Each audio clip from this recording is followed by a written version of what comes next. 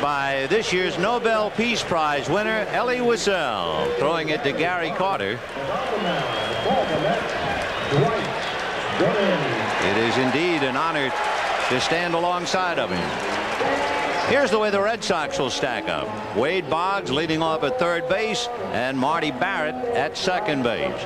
Bill Buckner, who spent the pregame acting as the hitter for Roger Clemens, was in the bullpen. Rice in the cleanup spot, followed by Dwight Evans in right field. Rich Gedman will be behind the plate. Dave Henderson will be in center field.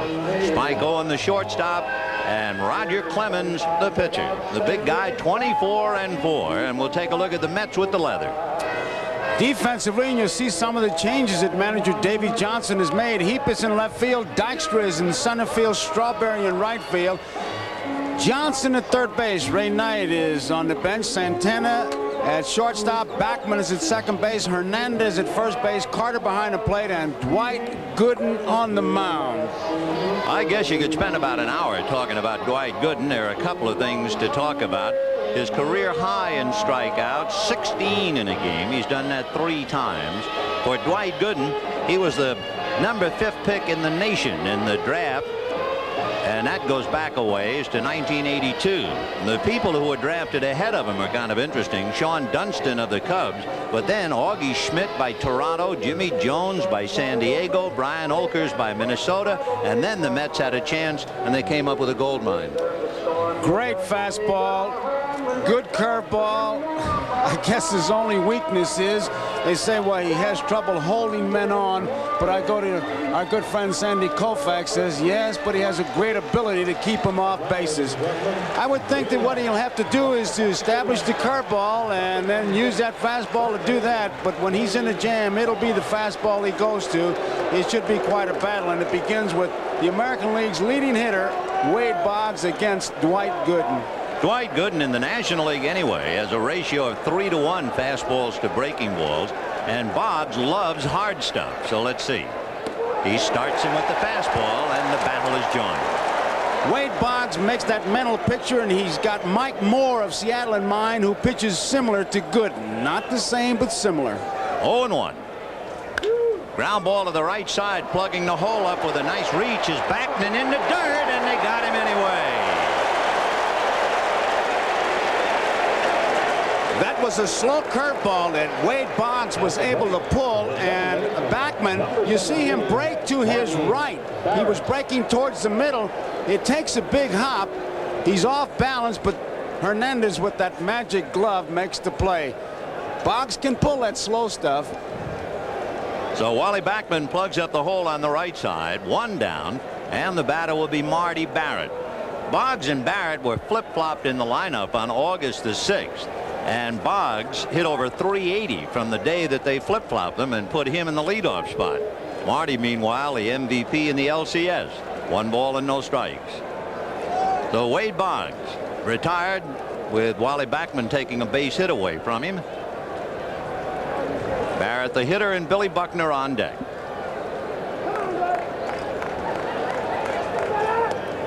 A little low, ball 2. That shot we had on the bench, you could see Gedman really straining to take a look at Goodman and talking to Boggs. This is a very conscientious young man. I remember Fisk saying he just bothered him all the time. He wants to know everything, and I'm sure he wants to know how big did that curveball break, because it looked like a let up on the curveball. But to Barrett, Gooden has thrown nothing but fastballs. 2 good ones, although he's missed the strike zone. 2 balls and no strikes the count, and that's in there at the knees. 2-1. It's interesting that Dwight Gooden began the league championship series. He was the loser in that brilliant 1-0 Mike Scott first game, and he went 10 innings and did not have a decision in game 5. First time he ever worked an extra inning game in his career. Ground ball to Backman, big hop, got him anyway. Boy, I'll tell you one thing, the infield here at Shea is still hung over from the celebration. We talked about it last night. There's some bad hops in there, but don't blame the grounds crew. Here's a good close-up out over the plate. He goes to the right side. It hits right at the lip. Keep in mind, they had to put 22 yards of topsoil, some 5,000 square feet of sod, and then they had to grade it. Not only did they tear up the sod, they made holes, and the ground crew really did a great job, but there's some bad hops in there. Bill Buckner with the bad leg and all. He said he spent the summertime when he had the opportunity watching the New York Mets on cable television, so he is quite familiar with them. Out of the mid of Gary Carter, ball one, 1-0. The defense expects Buckner to pull the ball in center field. Dykstra, you can see, is look where he is to the right side. A lot of room in left center field, so they expect him to pull the ball. And yet, when you look at the American League scouting report, they'll tell you that Buckner loves the alleys. He'll hit from left center anywhere into right center. So we'll see what he does against Gooden. Billy Bucks with 2 out in the first inning, no score. And he hits it foul off third down the line out of play. If you're like I am and you look at this matchup tonight with Gooden and Clemens and you wonder, how do you prepare? Who pitches batting practice on your team? Well, for the Red Sox to get ready for Gooden, 56-year-old Bill Fisher and shortstop Glenn Hoffman, they were pitching batting practice. Who pitched for the Mets to get them ready? Greg Pavlik and Bud Harrelson. 1-1. Line drive, but it's right at Santana. So the Sox are gone in order. Started on a nice play on Wade Boggs, ball by Wally Backman. Here come the Mets. Backman at second base, Keith Hernandez at first, and Gary Carter behind the plate. Darryl Strawberry in right field, and you can see a change. Danny Heap is in left. He is an offensive hitter, loves fastballs, and so he's in there for the slumping Mookie Wilson. Howard Johnson, who hit a home run against Roger Clemens when he played for the 1984 Detroit Tigers and bats left-handed. He will be at third base for the slumping Ray Knight. Rafael Santana at short, and the pitcher for the Mets, of course, Dwight Gooden. Defensively in the outfield, Jim Rice, Henderson, and Evans in right field. The infield is Boggs, Owen, Barrett, and Buckner. The key man here is Buckner. You can bet with Dykstra and Backman 1 and 2. They're going to try to exploit Buckner with the bunt. Dykstra can bunt, Backman a lead cinch pipe to bunt. But keep in mind, Clemens, a great fielder and a great fastball. It's going to be a little tough. The interesting thing about this 24-game winner, Roger Clemens, people are talking about the fact this will be the third straight time he is working on 3 days rest. However, if you look at the number of pitches expended in his previous 2 times, why, he has lowered them each time. The last game he pitched, he only made 93 pitches. That's a strike.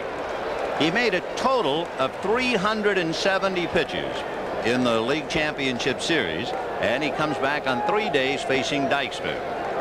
The Mets have been unable to get their game's leadoff hitter on base in any of the postseason games, and that's hit foul down the line on the count 0-2.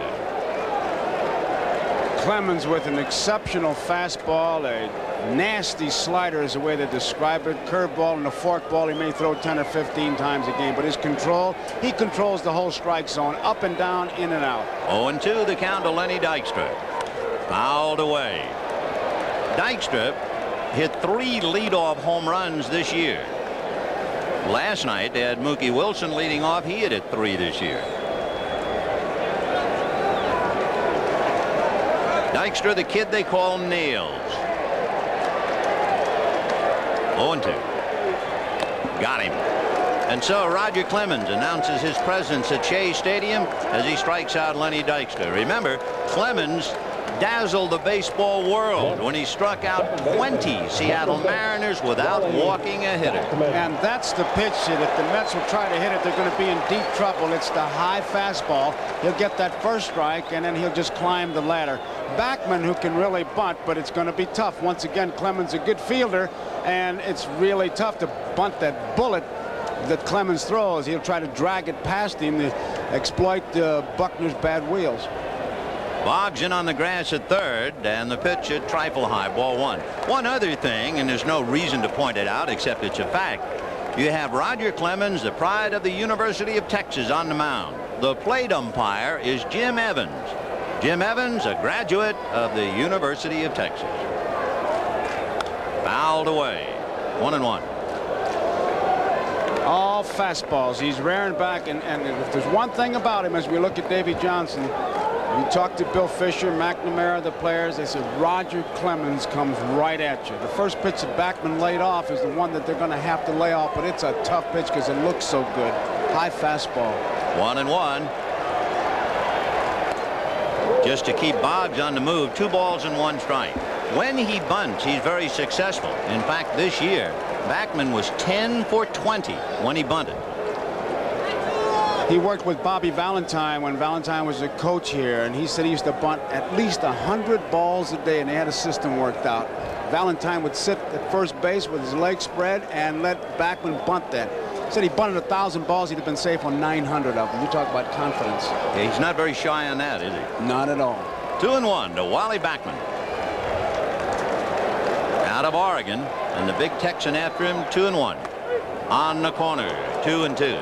Jim Evans, by the way, the plate umpire, played baseball at the University of Texas, so it's kind of an alumni meeting with Roger on the mound, Evans behind the plate, Spike Owen at short, and Calvin Schiraldi in the bullpen.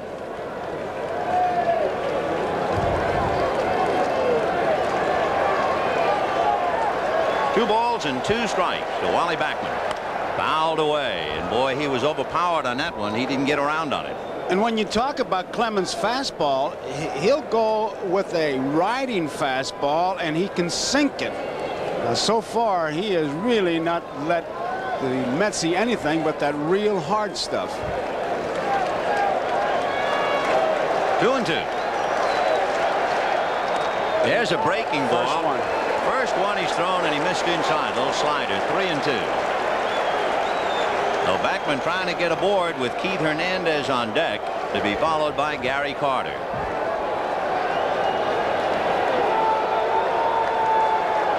Three and 2. And he walked him, and it'll wake up the ballpark.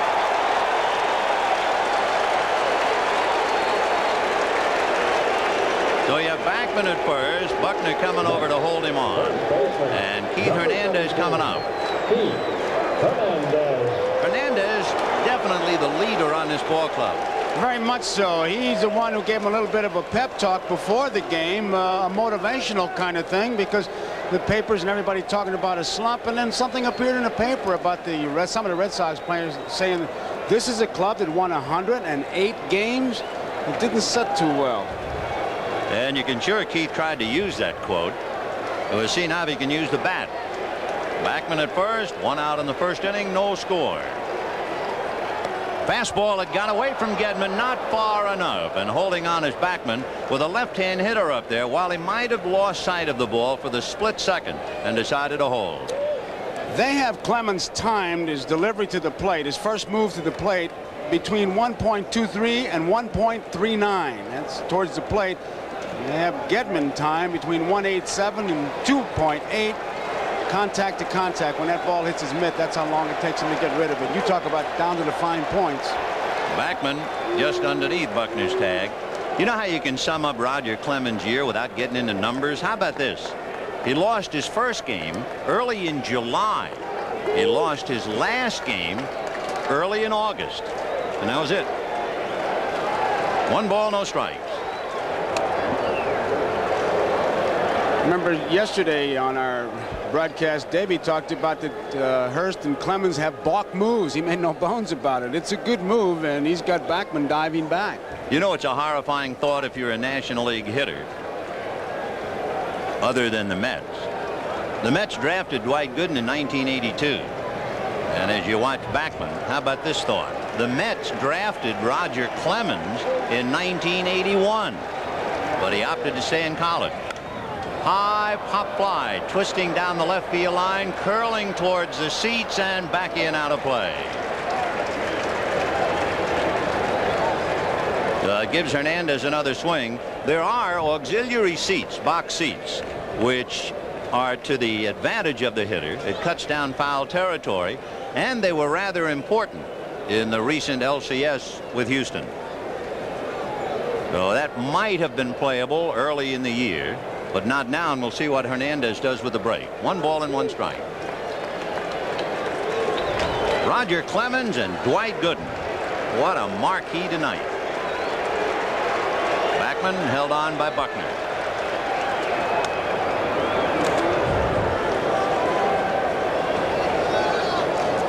Hernandez is a hitter. It's tough for a catcher with him up there. He's pretty straight up. He kind of screens you, and you'll need some help from the bench if Bachman breaks. Still 1-1. Keith Hernandez hits and run, but only occasionally. That's the best way you can put it. They just as soon keep the first baseman anchored on the bag and give him the hole on the right side. Meanwhile, Clemens has thrown over 4 times to try and take a little bit off Wally Bachman at first. He's got a good move. This is the last one.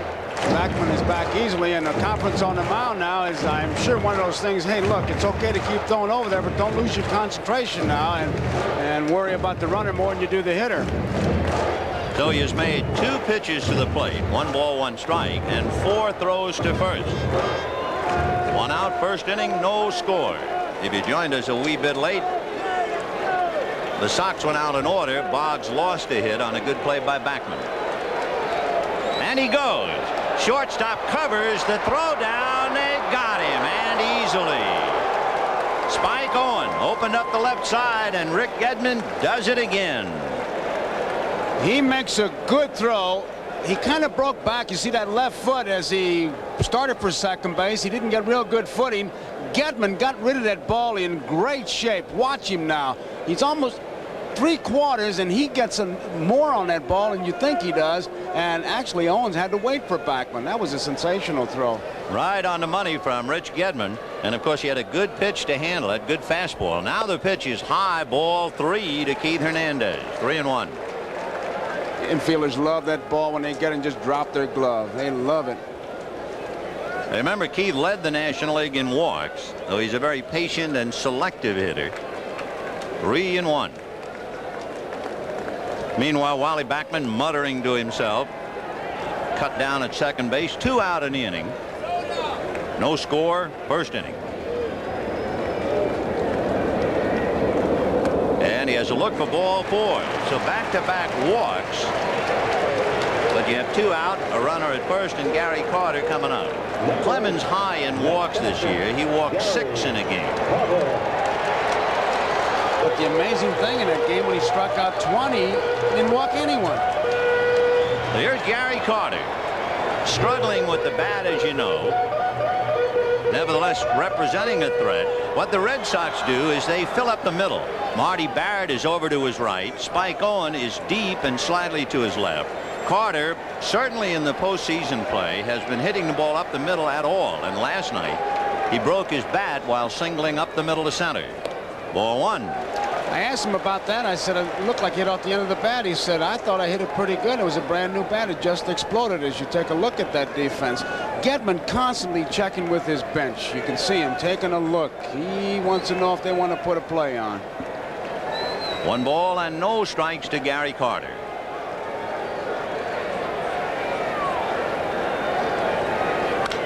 Big one foul outside of third and down the line. Well, nice play. Holding on, Hernandez. Vin, that shot that we just had from center field, I found interesting because when Gedman gave his target, I just looked at it and I said, I wonder if he can reach that outside part of the plate with the stance that Gary Carter's using.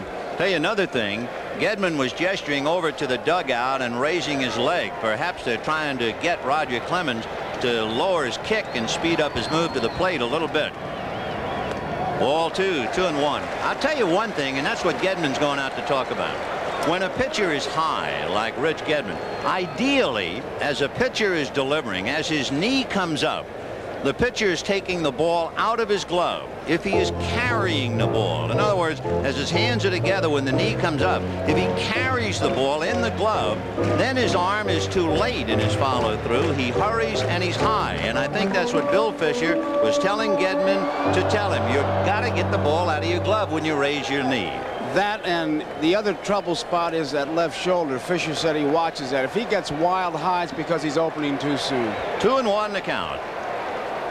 Breaking ball, and that's high. Ball 3, 3-1. Take a look at his motion and see if he is, quote, carrying the ball, unquote. Now watch the knee. See, the ball is still in the glove.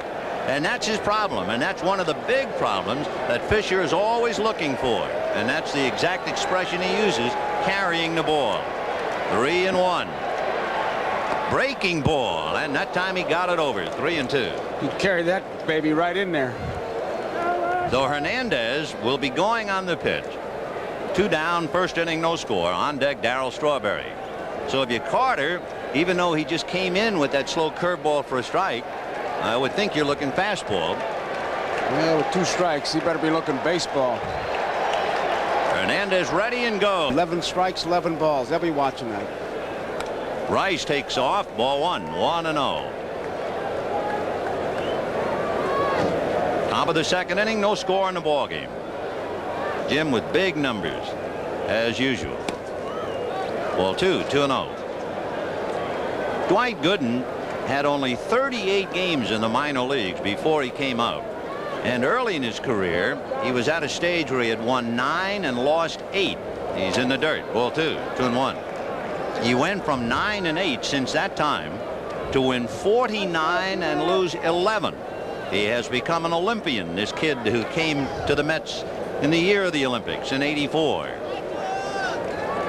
200 strikeouts this year. He is the only pitcher in the National League to have 200 or more strikeouts in his first 3 years. And when you realize he's not even 22, he is truly remarkable.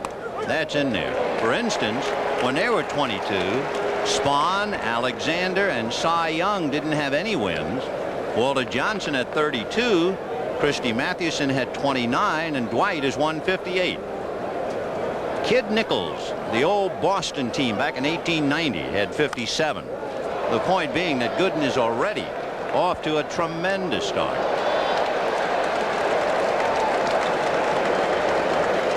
You knew the temperature was going to be warmer with all the heat we're going to look at tonight. Gooden and Clemens. 3-2 to Jim Rice. Bad swing on a bad ball, and he's mad at himself. He knew that was a bad ball, high and tight. Gooden, when he delivers it, watch him look away. He looks away there, and he doesn't pick up that plate until a little bit late, and there you see it. Evans. By the way, since we see Jim Rice strike out, there's a little note. People will profit as to what happens tonight. Rice going down on strikes, and the hitter will be Dwight Evans.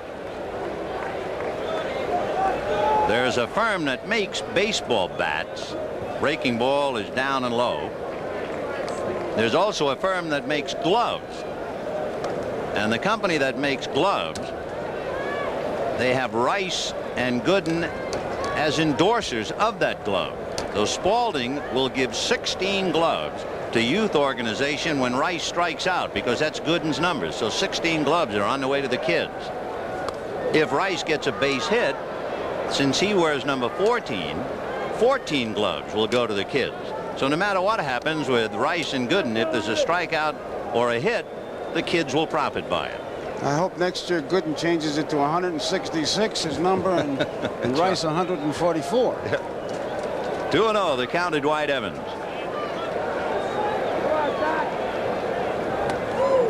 Crowding him inside and finding the corner anyway. The plate umpire Jim Evans held up that right hand. The scoreboard went 3-0, but we have to believe the count is 2 balls and 1 strike.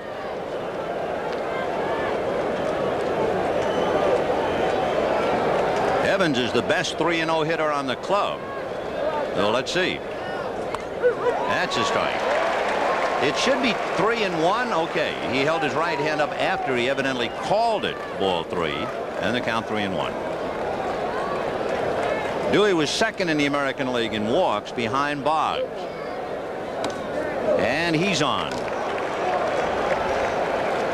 Gooden's high, like Clemens, 6 walks in a game. And those are the fellows with the eye for the strike zone in the American League. Number 10, catcher. Both these pitchers, when they get in trouble, they have a pitch they go to. And I tell you, you don't need a radar gun to know what it is. You can do it by sound. It is their fastball.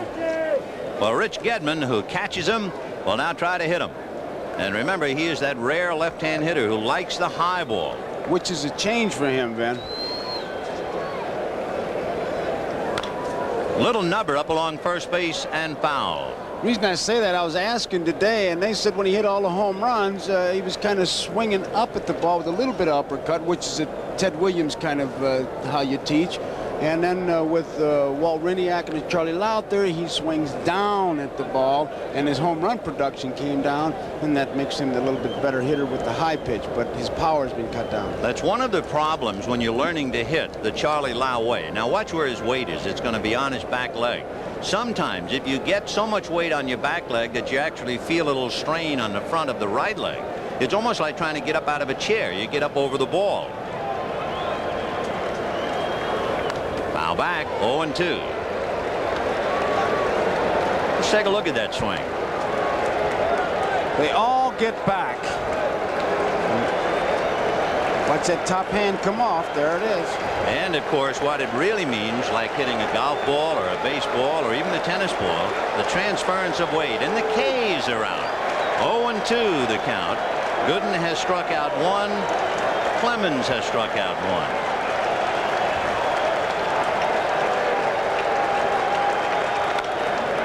Bouncer slowly to the right side to Backman. He played that like a rolling hand grenade because of the infield. So Evans at second base with 2 down, and Dave Henderson will be coming up. Now batting, if you remember last night, Dave Henderson was the on-deck hitter rushing to home plate to signal to Rice, who was scoring, and he collided head-on with Ron Darling, who was backing up the play. And of all the lines written about it, John Lowe of the Detroit Free Press wrote, "You never know who you'll run into in New York." That summed it up. John McNamara wants to come out and talk to Jim Evans. The ball. I wonder if it's blowing into his mouth or what if they've got that rule. Let's see. I just read John say ball, and that's what they want to do. They want to look at it. Look at his hand. Yeah. Now they're going to call Davy Johnson out, evidently. After all the complaining the Mets did about Mike Scott scuffing the ball, now it is John McNamara calling Dwight Gooden about something to do with the ball or a substance on his hand. Let's see. I remember once a game with Don Drysdale, who wore a copper bracelet because he had an arthritic wrist, and the other team made him take the bracelet off, and people all over Southern California were furious because they thought that was really picking on him. They kept that ball in play, so it wasn't the ball, whatever he did. And I imagine it's a move of McNamara's to try to get inside Gooden's head. Well, they were certainly looking at the ball. He's looking at, is it a piece of tape? He's talking about rubbing the ball up. But now the ball, it looks like it's scuffed right in the middle. He's showing him something, or is he? He kept the ball in play, though. Yep. It was a ground ball. Remember to Wally Backman. He threw to first. They threw it over to Gooden, and then all of a sudden McNamara said something about the ball, and Jim Evans went out there. All right, here's Dave Henderson. Apparently, Dwight Gooden had a small piece of tape on his finger, and they asked him to take it off. The umpires have allowed the pitchers to go to their mouths on the mound, blowing on their hands because of the cool weather. 0-1 to count to Dave Henderson. Fouled away a little late. Hendu had 15 home runs during the regular year. He's got some sock. I tell you, if Dwight Gooden starts to scuff up the ball as hard as he throws, I think I'd call and get a subpoena and go out and look at him. You know, there was a little bit of byplay last night when Chub Feeney, the National League president, threw the ball to Gary Carter. He examined it as if he thought the throw ball might have been scuffed out. 0-2 on the ring finger of his left hand. Now, the left hand is in the glove. The left index finger is out of the glove. But evidently, when he would rub up the ball, the Red Sox felt that that piece of tape was an unfair advantage, and perhaps he was applying a foreign substance, so they made him remove it. I think they're just trying to get inside his head and make him think about something, because they're going to put another piece of tape on there. Well, they put that back in, and we'll see if they discuss it some more. Imagine that. World Series might be decided by a Band-Aid. All right, bottom of the second inning. Band-Aid or no, here is Darryl Strawberry, followed by Danny Heath And then Howard Johnson. Strawberry, as you know, a tough time at the plate. He has been in 7 postseason games. He has struck out twice each game.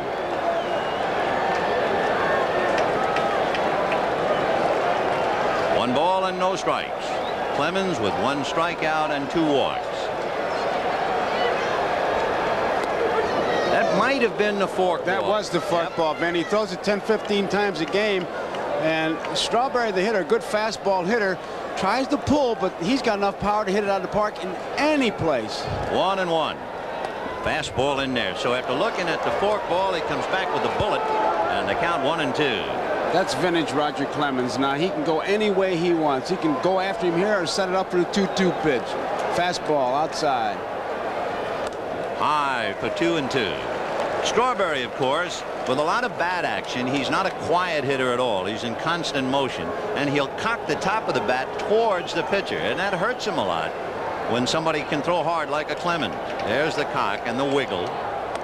Ball 3, and Rogers high again. And that's the danger sign with Roger when he gets high out of that zone. A memorable meeting, I'm sure, for both of them. Remember, when Roger Clemens pitched in the All-Star game, he worked on 2 days rest. He worked a perfect 3 innings. 3-2. High foul out of play. On deck, Danny Heap, and then Howard Johnson.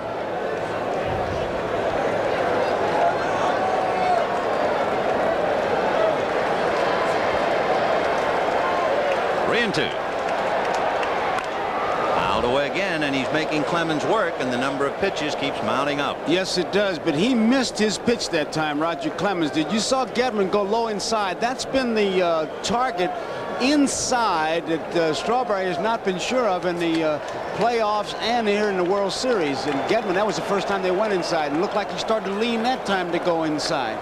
Watch Gedman as he does it late, so you can't pick it up, but he'll tip it off. Remember, he's got a big strike zone there. Strawberry 6-6. Got him, and it continues. For Darryl Strawberry, he has to be worrying now and pressing, and that's the 15th time he has struck out, and he's muttering to himself.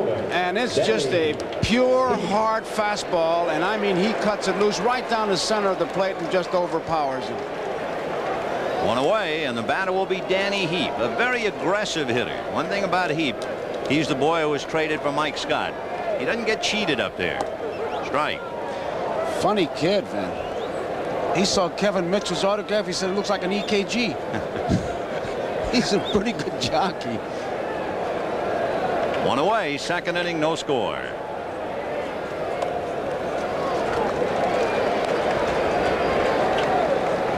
We told you in his 3 postseason games he made 370 pitches. However, he reduced them each time from 143 to the last time where he made only 93. So he's reasonably rested on 3 days. High drive to dead center. Back goes Henderson, away back to the track and hauls it in. A thoroughly big league play because he turned his back on the ball and went after it. And it's a tricky park. Well, he was talking about the outfield out there. He had a little bit of trouble when he turned. Now he finds it. Look at him. Watch his footing. He wasn't sure of the footing. Glad to get on that warning track. You see him look straight down. Every pitcher has one part of the park they call their out pitch, where they want to have the guy hit it. And it's pretty obvious. The out place here is dead center field. 410 dead center. Danny Heap shakes his head after a long out to center, and the batter is Howard Johnson, a member of the world champion Detroit Tigers in '84. And Davy Johnson remembered that Howard Johnson had homered against Clemens 2 years ago. It's a long time ago, but he's got a left-handed bat in there instead of Ray Knight. 0-1. Change, foul back. Tell you, when Gedman gives that sign to Clemens and he puts that glove there like that first fastball, he didn't have to move it. You get a guy like that, you could catch him with a pair of pliers. They don't hang out the K signs, but Roger has him 0-2.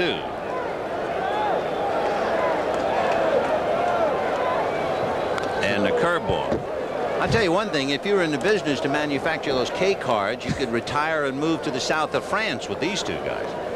Roger Clemens and Dwight Gooden. The K corner, Yeah. they got signs all over the place. 0-2 to Hojo, as they call him. On deck, Rafael Santana.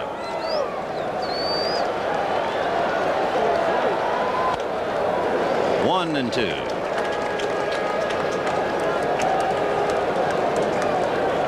On deck, Rafael Santana. Fidgety as a cat.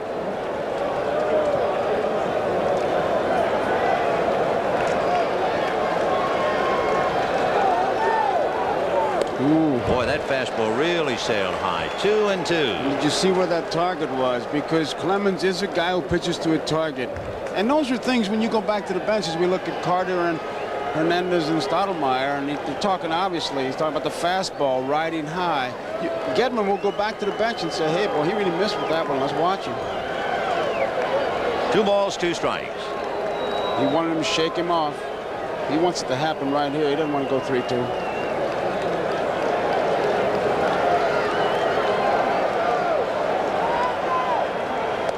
And there he is, high wild again.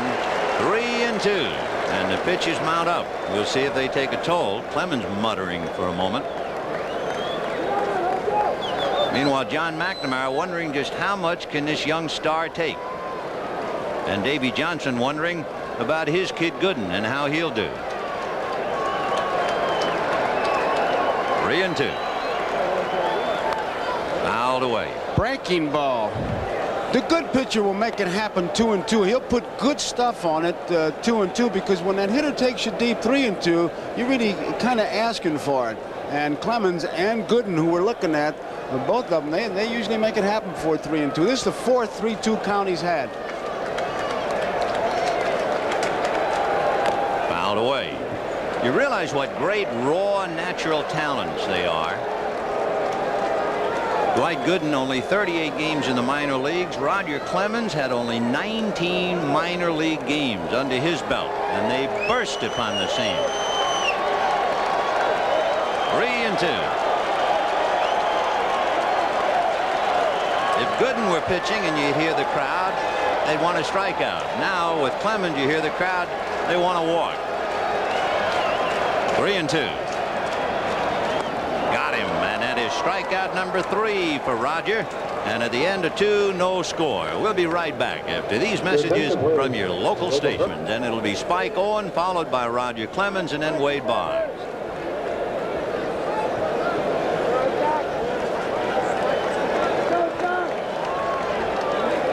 Top of the 3rd, no score. 4-1. It's interesting when a left-hand hitter comes up who is a pull hitter. Owens is not. Carter, on a pull hitter, you can see his fingers below his body, so Backman can see him and pass him on to Hernandez. But Keith is way wide of first base, and he can see the signs. That's in there for a strike. 1-1. Backman tells Hernandez, and Santana tells the third baseman, whoever it is, there you see Wally, on the slow curveball, the off-speed pitch. That's what Keith wants to know with the left-hand batter up there. And Backman is the, well, what, control center? Right. 1-1 to Spike. He's staying with the fastball, and it's hit foul down the line. One of the words in the American League, they say Owen can't handle a breaking ball. When you have a fastball like Gooden, you challenge him with that. Not to belabor the point, but just by comparison, watch Carter when he gives the sign with Owens, and we got Boggs coming up. I would almost bet that you'd be able to see the fingers down below the body with Boggs.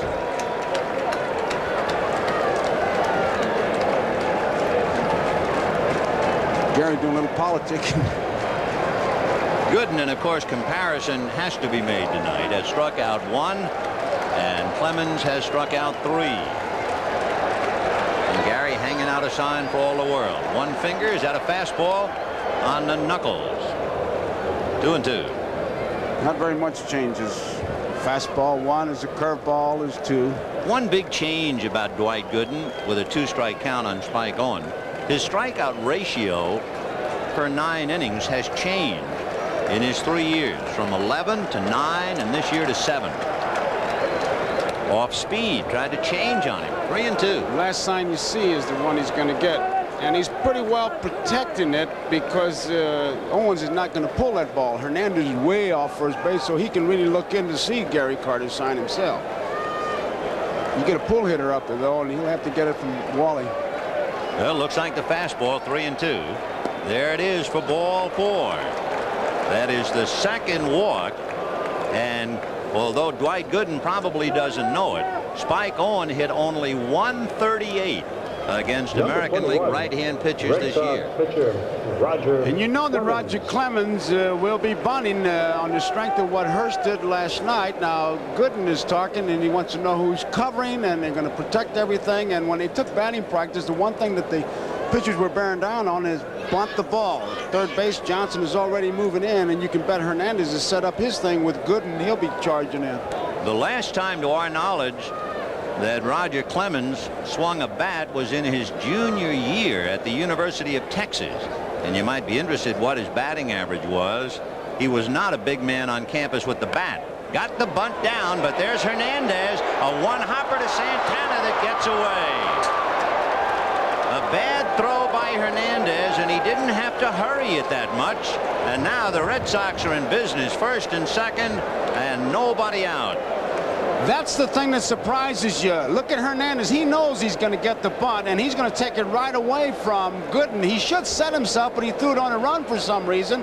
A one-hopper that could not be handled, and he had plenty of time, so that really comes as a surprise, and he really has to be upset with himself. That's such an easy play for a left-handed first baseman. There was no reason to jump in the air and throw, and now you can see his reaction to a bad play on his part. Yep.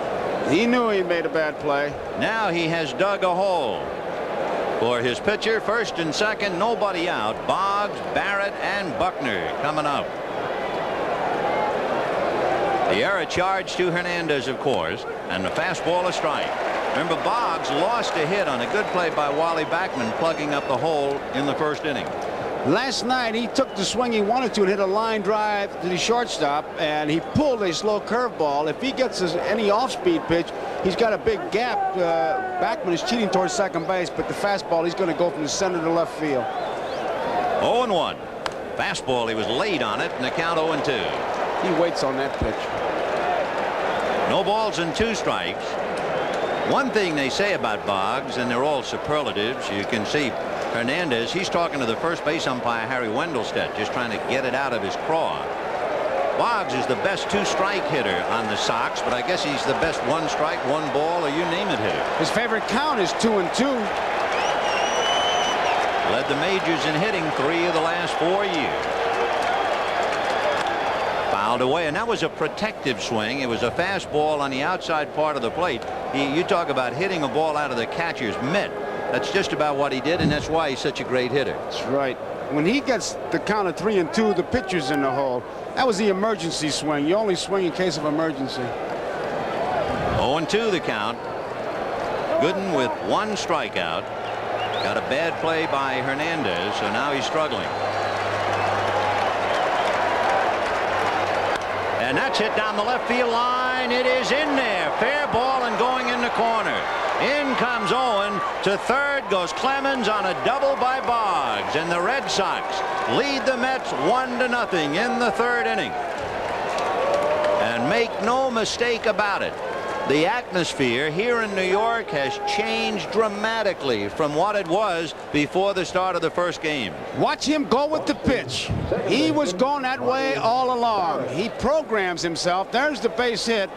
Fair by a couple feet. The day before, he works it out, and then with Walt Riniak, his guru, he sits with him, and before the game starts, he has a mental picture of 4 swings and the perfect swing, and he compares it to a pitcher who he has faced. Now, we said earlier, it's Mike Moore of Seattle who comes closest in Wade Boggs' mind to Dwight Gooden as far as delivery. Well, with runners at second and third, nobody out. The error by Hernandez, a big play. Here's Marty Barrett. Breaking ball, ball 1. There was almost a defiant air in New York from the fans, particularly of how good the Mets were. They were Destiny's darlings, and they were going to, in some quarters, even sweep the Red Sox. But the Red Sox feel that they have a chunk of destiny going for them. And when they won 1-0 last night, all of a sudden the city of New York was not quite so sure. 1-0. And that's hit into right field, and that's a base hit. In comes Clemens, holding at third will be Boggs, and you have first and third, 2-0 Red Sox in the top of the third inning. And once again, it's Marty Barrett who's in the middle of it, and Johnson motioning that we're going to try to get to. The big base hit by Boggs gets us started, and Barrett, one of those guys, just comes up and keeps it going. And you knew he was going to get a piece of that ball, and he was going to hit it to the right side and right side deep. If he gets a ground ball, they were going to pick up and run. I tell you, the playoffs and the World Series have really shown what a good ball player that Barrett is. And what a fine club the Red Sox are. As we mentioned at the outset, in history, only 6 teams down 3-1 won the postseason contest.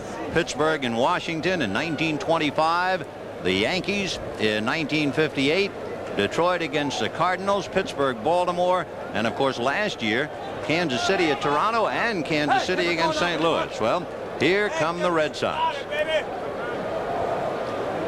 2-0 Boston, and Bill Buckner trying to really drive one into Gooden with first and third and nobody out.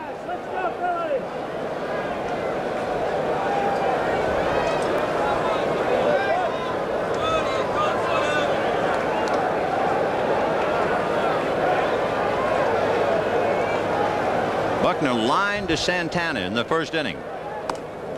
Ball 1. Buckner, of course, with the bad legs, was second in the major leagues and led the Red Sox in grounding into double plays, 25. And if you remember, he hit into a double play in the first inning last night. He's wearing those high top shoes, and he has vowed to never play another game without wearing them. 1 ball and no strikes. Off speed, and it's hit into right field for the base hit. In comes Boggs. Stopping at second is Barrett, and for a slumping New York Mets team, they're down 3-0. That slow curveball really surprises me because they had the gap between first and second, and it's really the one pitch that he can pull. Now Hernandez kind of guarding that line, but it's in the hole. Boy, I would think they'd go with Smoke. No, I'll tell you one thing about it, Joe. I do know that one of the scouting reports said if you throw changes and off-speed stuff to Buckner, he will hit a ground ball. And they're thinking of the double play, but instead he singled to right. Yeah, but when you got that big gap between first and second, and talking to Hernandez before the game, that's the one thing he wants to protect against is that slow curveball. With the man on, he can't get off that far. That's the one ball you can pull, and you're looking for the ground ball, granted, but I think with Gooden, I don't think I'd throw him that lollipop curveball. Well, it is 3-0 Red Sox in the top of the third. They have had 3 consecutive hits after the error by Hernandez. A double by Boggs, a single by Barrett, a single by Buckner, and now here's Jim Rice. Barrett at second and Buckner at first, and still, remember, nobody out. Watch the first pitch. That's his style. First pitch fastball on a towering drive to right. The runner at second, Barrett, will tag. Strawberry for the catch, and Barrett will move over to third. Buckner, of course, staying at first. So Rice a long out to right, but he does pick up one man 90 feet. The reason you say that, after all that, you think that maybe the young pitcher will be thinking about the slow curveball, the bouncing ball. It could have been a double play, and it wasn't, and the run isn't, and all that. You say he might just let up a little bit to get ahead of me, and that good hitter like Rice not going to let you do that. A very, very somber and quiet and less than optimistic New York Mets bench. It is 3-0 Red Sox in the third for a team that hit 189 against Houston, and for a team that was shut out last night, and a team that has failed to score in the first 2 innings tonight. They're carrying around a heavy weight. Here's Dwight Evans, and that off-speed slow curveball for a strike. 0-1. Standing at third is Marty Barrett. Bill Buckner over at first. 1 away. 3-0 Boston, top of the third.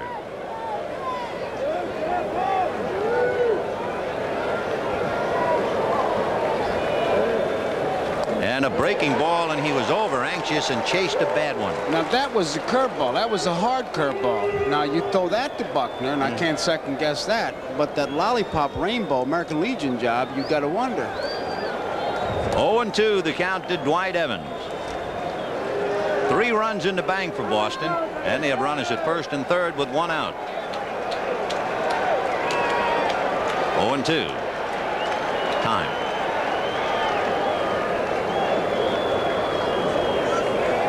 Gooden began the inning with a walk, and then of course the bad play by Hernandez. Then Boggs doubled and singles by Barrett and Buckner.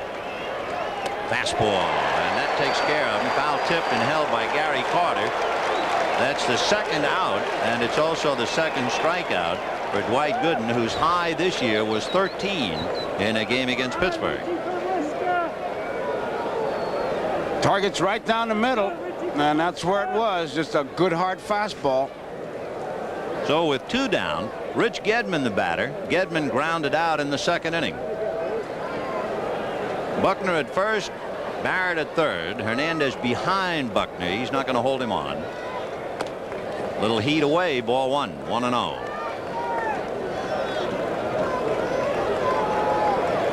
Gedman swinging a big bat and carrying a gun. He's done a great job on enemy base runners. 1 ball and no strikes. 2-0. After Gedman, you have the center fielder Dave Henderson.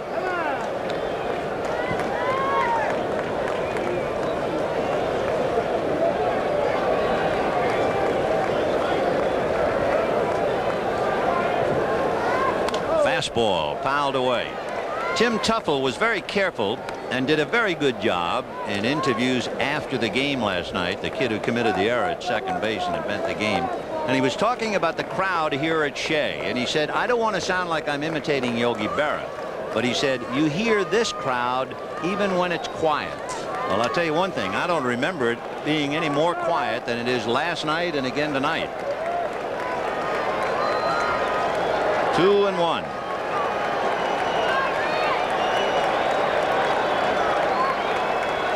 Fouled away, 2-2. There was the classic Charlie Lau, Walt Winiak swing. When he finished up, the hand was off and the bat was way back in the air. Watch it. Watch that top hand come off and watch that bat. Yeah, we saw it last night until finally somebody hit Carter in the coconut. That happens all the time. I think Bob Brenly, the catcher, had the best. He said, catching all year, when you go home at the end of the year, you feel like a used car. Is it true you caught without a helmet? 2 balls, 2 strikes. I won't answer that. Almost got a piece of him. And what it's going to do, and it's not much of an advantage, but when you have a one-legged runner, it's an edge. On a full count and 2 down, Buckner will be going. It might be a long trip, but he'll be going. It gives him a chance to kickstart his body is what it does.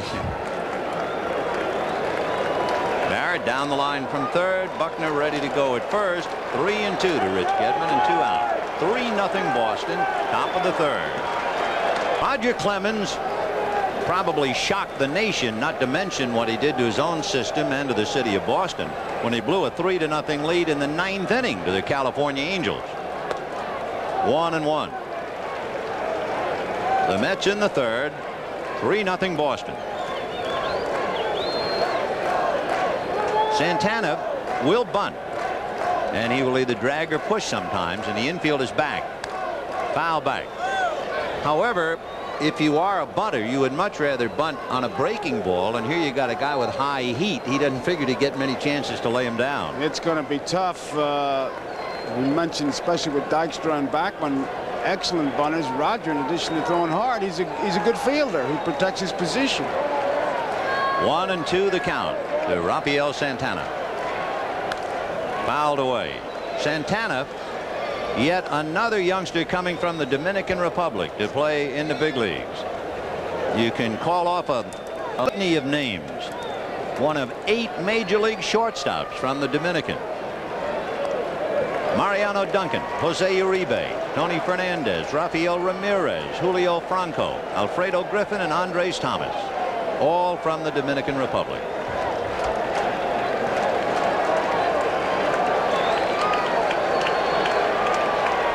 Fastball hit over the mound off the glove of Clemens, deflected to Owen, who has trouble throwing it. It's too late. And the ball pops out of Buckner's mitt anyway, but Spike Owen double clutched and still couldn't get it. It was deflected by Clemens, and that's what made the difference. He couldn't get the ball out of his webbing. Watch it. And now, batting for the Mets, Just number enough. 16, pitcher Dwight Gooden. And he really threw a palm ball over there is what he did. He really couldn't get anything on it.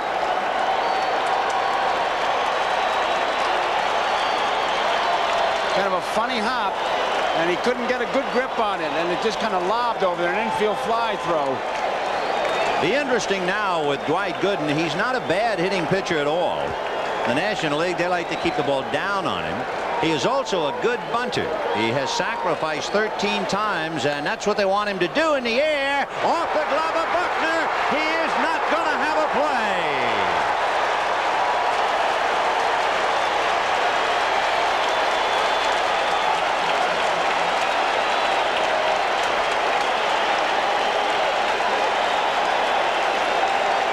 He pushed that ball. He tried to make the catch, and when he saw himself falling, and they're certainly going to bunt it towards Buckner's way, it was not a good bunt, but perfect with the results. And suddenly the Mets and their fans come alive on two infield singles, one off the glove of Clemens, and now the bunt to Buckner. And Davy Johnson rubbing his eyes, hoping the Mets will wake up offensively. And Lenny Dykstra followed by Wally Backman. 3-0 Boston. The big meeting on the mound, you're going to try to set up a defense, and Dykstra, a tough man to double up. We got it going. John McNamara placidly looking on. He is not one to show much emotion. In fact, you alluded to the quiet Marine, Gil Hodges, last night. He runs that ball club, and Davy Johnson has put his play on. Boggs is expecting a bunt. He's kind of moving in there. Dykstra can do most anything. Fake the bunt and hit it down there. I don't know if he's bunting. I would not be looking for it. Santana at second, Gooden at first, nobody out. And he's going to bunt. That's a good one. Over to get it is Boggs. The throw to Buckner got him. However, he runs his mutters along. And there are second and third with one out. And Wally Backman coming up. He was bunting for the base hit, and it was a beauty executed because it took a good play by Boggs. Watch this. Boggs is back. Dykstra thinks right between Clemens and Boggs. Good play by Boggs. They'll rule out a sacrifice to advance the runners. And now with second and third, as Dykstra has moved them up a notch, the batter will be Wally Backman, followed by Keith Hernandez. Santana at third, Gooden at second. Remember, all last night we marveled at how the Mets failed to challenge Buckner with bunts. Well, it has already put the Mets in an offensive position here in the third, but the Red Sox lead 3-0. And the ball hasn't left the infield. Ball one. This is a kind of an inning that could get a ball club started. And Buckner is deep on the right side. He can't afford to charge a left-hand hitter. If you think that Backman can pull, remember he was second in the National League in sacrifices, so you know how well he bunts. San Francisco's Rob Thompson led the league. Fisted, foul down the left field line and slicing well out of play. And the count 1 ball and 1 strike. In the inning, Santana, a high hopper over the mound, off the glove of Clemens, grabbed by Spike Owen, who had trouble with it, threw late to first. Gooden bunted, a little pop bunt. Buckner a sprawling attempt and couldn't handle it. Dykstra bunted them along. So 3-0 Boston. Second and third, one out, and Clemens trying to drill Backman. 1-1. Ground ball up the middle, base hit. In comes Santana, and they're going to hold Gooden at third. Bud Harrelson down the line. line to stop Dwight, and that will bring up the man whose error contributed so heavily in the top of the third, Keith Hernandez.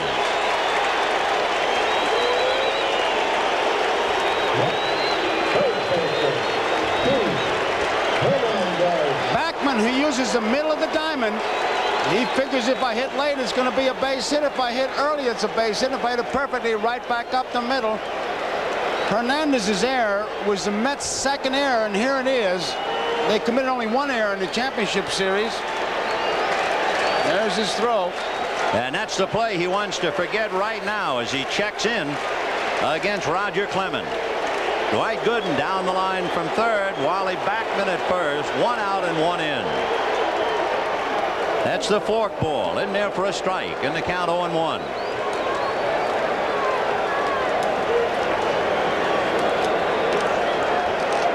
Gooden down the line from third. Backman held on by Buckner. 1 away. Al Nipper is up in the Red Sox bullpen. 1 ball, 1 strike. Nipper was up same time yesterday, back of Bruce Hurst. There's Al.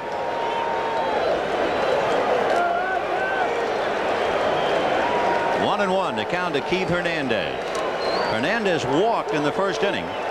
He wants a birthday present early. He'll be 33 tomorrow.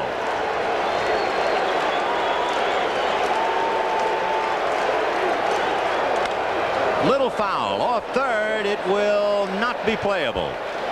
When you look at this inning, then you can see why when you scout this Mets ball club, you say you got to keep that Dykstra and Backman off the bases, because they are the table setters. They are the catalysts. They make it happen. Dykstra trying to beat out the bunnies. Even with the out, he picks up a couple bases. Backman comes up, he gets the base hit. Now the big guys are up there. 1 and 2 the count to Keith Hernandez. Remember, Clemens has struck out 3. He has walked 2, and the count 1 ball and 2 strikes.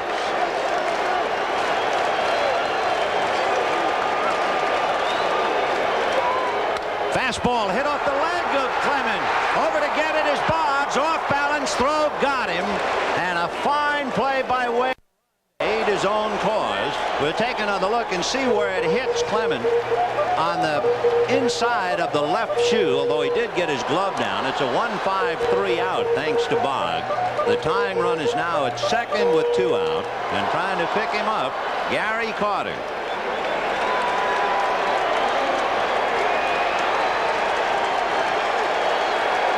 The Mets had gone 11 innings failing to score, and now break that with a deuce here in the third. Big bouncer smothered by Boggs, who makes the play. What a clinic he put on this inning. So the Mets are bogged down, but they do come up with 2. And at the end of 3, the Red Sox 3, the Mets 2. Really made some good plays. There's a play off Carter. It's one thing to dive and not get that ball jarred loose, and then have enough presence of mind to get up and gun it over there, which he did. Many times guys will make a play and they'll want to have a press conference after they have a great play and say, hey, look what I did. So Wade Boggs, who is known for his bat, puts his glove in the display window tonight. Made a fine play on the comebacker by Hernandez that hit Clemens off the leg, and then tops that as he takes a hit and an RBI and the tying runaway on the ball hit by Carter. And you see a guy like that in the years he's had with the bat, how much he's improved with the glove, because that was supposed to be the rap against him. Good hitter, but didn't know what to do with the glove, and he's worked, and you just saw tonight what he can do with that glove. He's done a pretty good job with it. Here's Dave Henderson. He'll be followed by Spike On, and then Roger Clemens. Al Nipper has stopped throwing in the bullpen. Henderson flied to center in the second inning. If you are a baseball fan, you're also a historian. One goes with the other. And in this dream matchup tonight of Dwight Gooden and Roger Clemens, just riffle through the pages of baseball history, and there have been some magnificent matchups. A towering smash into left center. Dykstra to the track, at the wall, gone. Hendu hits it out, and the Red Sox lead the Mets 4-2. And look at that fan holding onto his head. And there's nothing that'll deflate a ball club and pick up your own club more than what just happened here. The Mets came back and momentum is going with them, and now the first batter comes up. He says, hey, forget that momentum. I'm going to take it back, and he hits the home run, and you can see it on that Red Sox bench. He really answered the runs by the Mets with this tremendous home run. I mean, it was up there a long time. It could come down with some little ice caps on it. The interesting thing about Dave Henderson, he doesn't hit home runs at Fenway Park. The people in Boston have seen him do it on television. He has yet to hit a home run at Fenway in a Boston uniform. The pitch now to Spike Owen. You remember his one hit against the Angels in Anaheim, a big home run, and it's happy time in the Red Sox dugout. That's the kind of home runs Ralph Kiner used to hit. High, towering jobs. It just went on and on. You could show movies on them as they went out towards the fence. 0-1 to count. Good breaking ball, strike two. With Gooden and Clemens, and you think about some of the great matchups, starting with Red Ruffing versus Carl Hubbell, and Bob Feller against Johnny Sain, Warren Spahn and Whitey Ford, and Sandy Koufax and Whitey Ford, and Bob Gibson and Denny McClain, and Tom Seaver and Catfish Hunter, just to mention a few. Ground ball up the middle. So here come the Sox. They come right back after the Mets. A home run followed by a single, and Roger Clemens coming up in what would appear to be another bunt situation. And that's exactly what Hernandez is going to tell Dwight Gooden as we look at Mel Stottlemyre and Davey Johnson. Hernandez, who sets up a couple plays, if he's going to go in and go back for a possible pickoff, he'll tell him which pitch, like maybe on the second pitch or whatever. But I guarantee you they'll be charging hard this time. It was interesting, too. We take a shot at Mel Stottlemyre after we're talking about great matchups.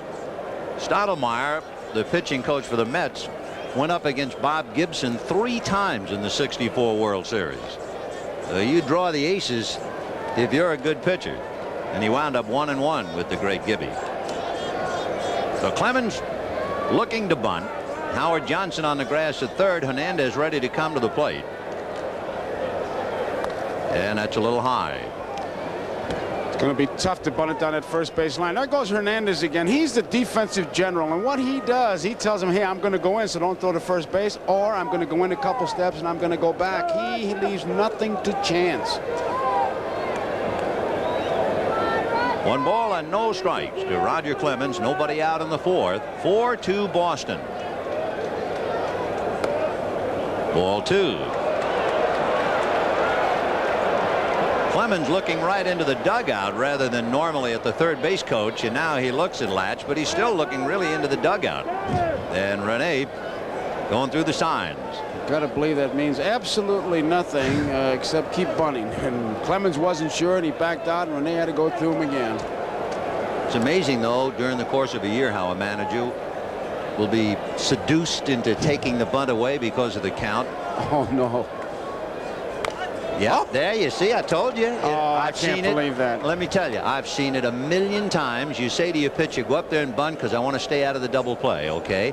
And all of a sudden the count is 2 balls and no strikes, and you say, I can't resist it. Take a shot. When was the last time he batted? A junior in college. And so 2 balls and no strikes against Gooden. I mean, you think he's got the upper hand? Hey, baby, you're looking at it. I'm watching it. Who wrote that book? 2-1 the count. He'd be bunting from the time he got on the team bus. Now let's see if he's back to bunting again. Yep. And the bunt, a chopper, and this time Hernandez only play is to Backman covering. So Clemens, as if he's been doing it all year, lays down the bunt after taking a shot. And with a runner at second and 1 out, Wade Boggs will be coming up. Rick Aguilera begins to loosen up in the Mets bullpen. I would expect him to be a good bunter as we look at Aguilera playing for Cliff Gustafson down in Texas, because basically good fundamental coach, but hitting, that's natural. You either can or you can't, and I'm representing those that can't. He must be a great hitter. They let him swing 2-0 in the World Series. What a matchup. Boggs robbed of a hit by Backman, doubled, and then made 2 great plays defensively in the 3rd inning and fouls it away. Interesting. A bat manufacturer gave each Red Sox a memorial bat for the year 1986. Now, the pitchers never used a bat in the American League, so they opted, all of them, for a Wade Boggs model. Smart. See what Bob Stanley said? He said he hopes he gets a chance to break his bat so he can put it in a trophy case. And he's going to be like Lefty Gomez. The only way he can break it if he backs over him coming out of the garage. 0-1 to count to Wade Boggs. Trying to pick up Spike Owen at second base. It's 4-2 Boston. We're in the top of the fourth inning.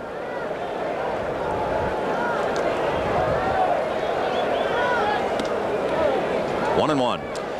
Vin, it's interesting that Dykstra is now pretty much straight away. I mean, he was a little bit over in right center. There you see him. Now, Boggs uses the center of that diamond. That fastball, he'll go from the middle of the diamond over. The breaking ball he'll pull. 1-1 to count to Wade.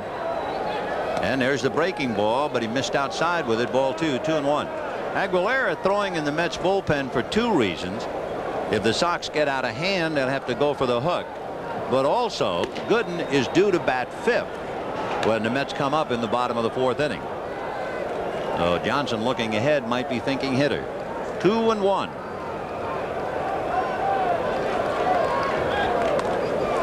Ball 3. On deck is Marty Barrett.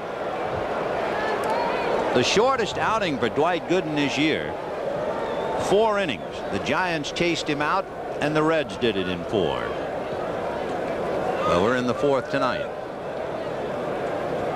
3-1. And on the hands, and they got to play at third. Santana goes to Johnson. A bad base running play by Spike Owen. I don't know where he was going. He just took off when the ball was hit. He'd like to take it back, and there's nothing Latchman could do because it was an easy play for Santana. That's the kind of a play that the coach tells you it's in front of you. Make sure he gets through there. Now he knows he's in no man's land, and he's out from here to next Wednesday. So Spike Owen is hung out to dry without any dispute, and with Boggs at first and 2 down, Marty Barrett will be the hitter. Looks like they're trying to make a wish. Barrett grounded out and singled to right in the third inning. Strike. Red Sox 4, Mets 2, top of the fourth. He wanted to hit that pitch with first base, a little gap between first and second. That's where he likes to punch that ball, and he steps right into it going to the opposite field. Remember, he got that ball down and away last night. It was a perfect pitch for him because he likes the ball away. In there. 1-1 to count. 2 down, a run over in the fourth on the home run by Henderson. Wade Boggs aboard on the fielder's choice. There's the area between first and second. You just saw the way they line up. Dykstra's a bit over in right center field. They give him all of the left field line and corner. And he goes the other way, inside first and down the line. Strawberry over to get it. Barrett will hold it first, and Boggs goes to third. So he likes that ball out there, and the Mets, who were burned last night, are burned again tonight. And Marty Barrett is 2 for 3. That is not an accident. That's just good hitting. He goes that way. A contact hitter. He was trying to hit the right field. Down the line it goes.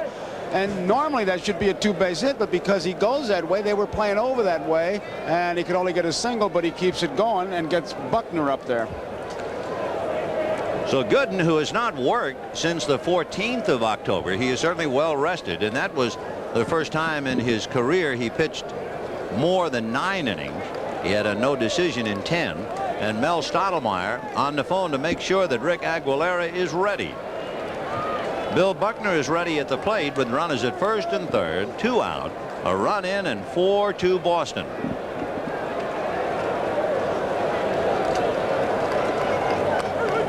In there. He's made 68 pitches, Vin, and we are in the 4th inning. So if you multiply that by 2 and then add another inning, he is suddenly in the twilight zone in the 140s, up in the 150 if he got to the 9th inning. But again, remember, he is well rested. Sisk has now joined Aguilera. 0-1. Fly ball to left field. Back on the ball is Danny Heap, and puts it away. 1 run, a home run by Henderson, and the bad play by Owen deprived the Red Sox of another. And at the end of 3.5, Red Sox 4. Think about his pitches: his fastball number 1, slider number 2, his curveball, then his forkball. That's in order of how he uses them. 3-0 to Heap. 4-2 Red Sox. We're in the bottom of the 4th inning, 1 out.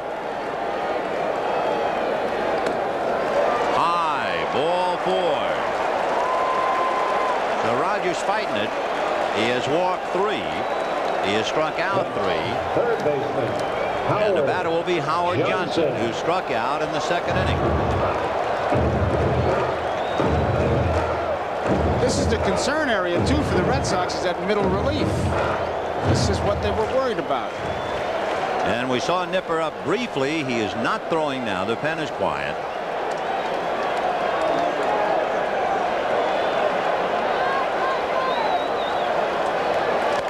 Ball 1.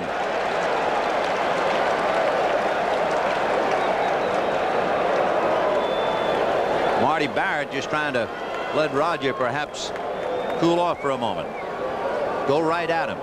And John McNamara, who lifted Hurst for a pinch hitter last night and said after the game, I know where my neck is. My body would have been in the Charles River if they had blown that one. That was the quote of last night. 1 ball and no strikes. Fouled away. As we mentioned earlier, Davey Johnson put Howard Johnson in the lineup tonight because of the fact he wanted an extra left-handed bat. Ray Knight is slumping, and Johnson had experience against Clemens 2 years ago in the American League. 1-1.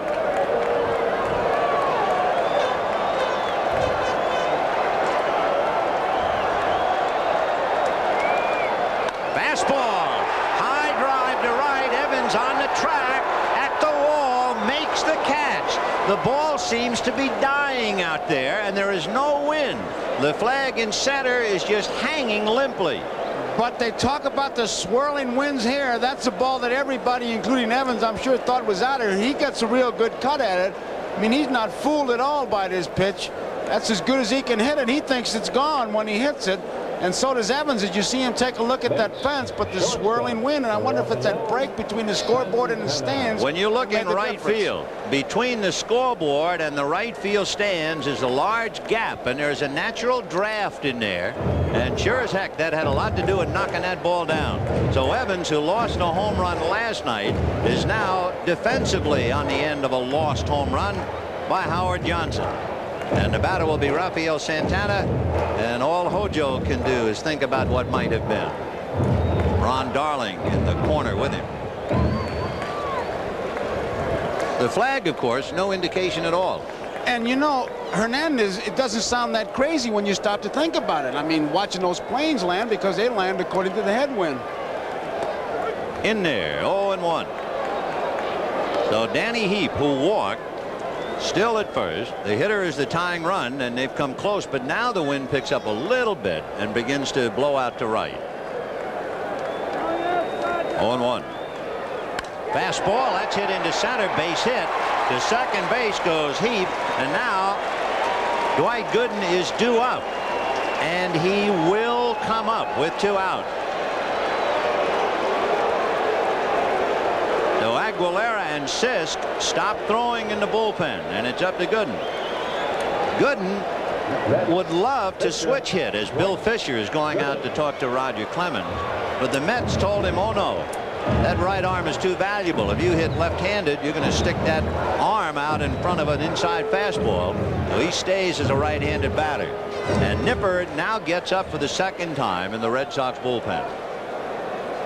I'm sure that Fisher's trying to buy some time, because this is one of those innings that if you get out of it, you want to take a roll call, because we've been able to check the numbers. We know what Dewey Evans' number is, 24, because we've seen it a couple times on Strawberry and Johnson's hit as we look at Al Nipper in the bullpen. Fisher buying some time, and of course with 2 men out, you bear down on the hitter and even forget about those runners. Just give them a casual look. So we have 2 out in the 4th. 4-2 Red Sox. Rafael Santana is 2 for 2 against Clemens. Heap is at second base, and we've had 2 long fly balls to right for outs.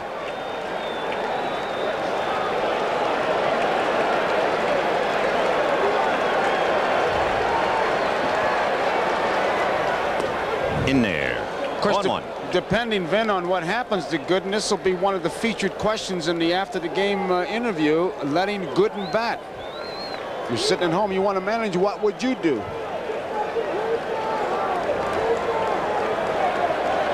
No balls and 1 strike. 1-1. you get the impression that after seeing the long fly balls and the single by Santana and the fact that for the third consecutive time Clemens is working on 3 days, that Johnson feels he's going to catch him.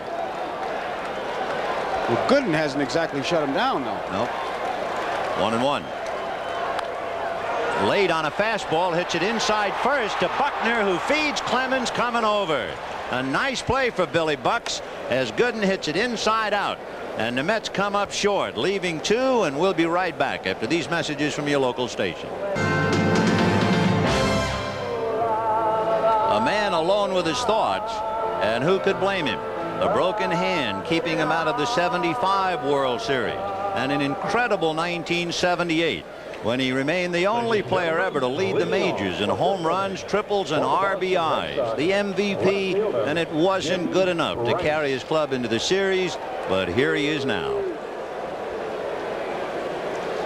He sure makes hitting simple when you talk to him. He says, I see the ball and I react, and when you can react, you don't need philosophies. He struck out and flied to right. As usual, first ball hitter.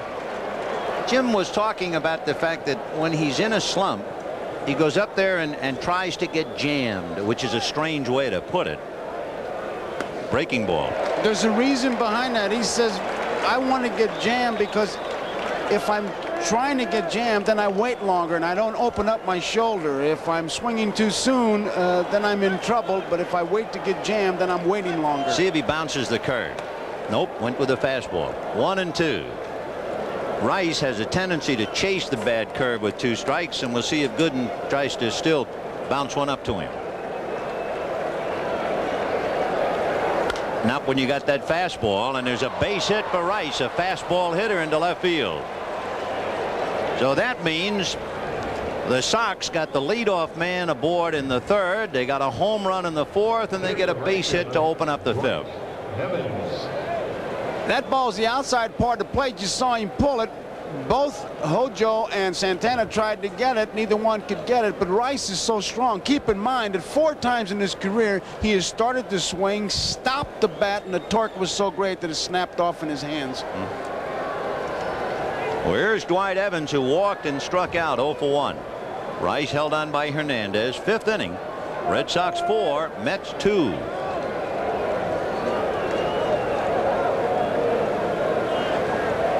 And there's a drive into deep left field. Heap just watches this one, and it's going to go on the pavilion top, on the roof. And Dwight Gooden is not good enough tonight. It is 6-2 Boston in the 5th inning. And oh, did Dewey whack that one. When you hit a ball that hard, that far, you're going up there looking for it, and I'm sure what dictated that looking for the fastball is what he did to Rice. We were all up there looking for the curveball, then he never threw it, and Dewey says, well, he must be having great confidence in his fastball. I'll look for it and jump on it, and he really does. And you know what you have to think of as you watch Dwight Evans going around the bases? Davy Johnson saying, why did I let Gooden bat? And the hitter is Rich Gedman. He made up his mind he was going to swing, because that was certainly out of the strike zone, and it was a fastball. If that would have been in the strike zone, you'd have seen another line drive. 6 runs, 8 hits for the Sox. Home runs by Henderson and Evans, a double by Boggs. Those 8 hits, only Gedman is without one. And of course Clemens, who was allowed to swing 2-0. I think that might be one of the more memorable moments of the series. You must have had a baseball coach at Fordham to let you guys do that. So there's Dwight Evans and Jim Rice. They have their club out by 4, and of course the show moves to Fenway Park. Game 3, Bobby Ojeda and Dennis Oil Can Boyd. Tuesday night, 1-2. Ojeda, the former Red Sox, 18-5. Boyd, 16-10. The natural Red Sox New York connection is even carried with a note of irony this year. In 1975, the Red Sox, who came so close with the Reds, were managed by Darrell Johnson. Darrell Johnson today is an advanced scout for the New York Mets. There's the curve, and that takes care of Gedman, but it's a little too late for that.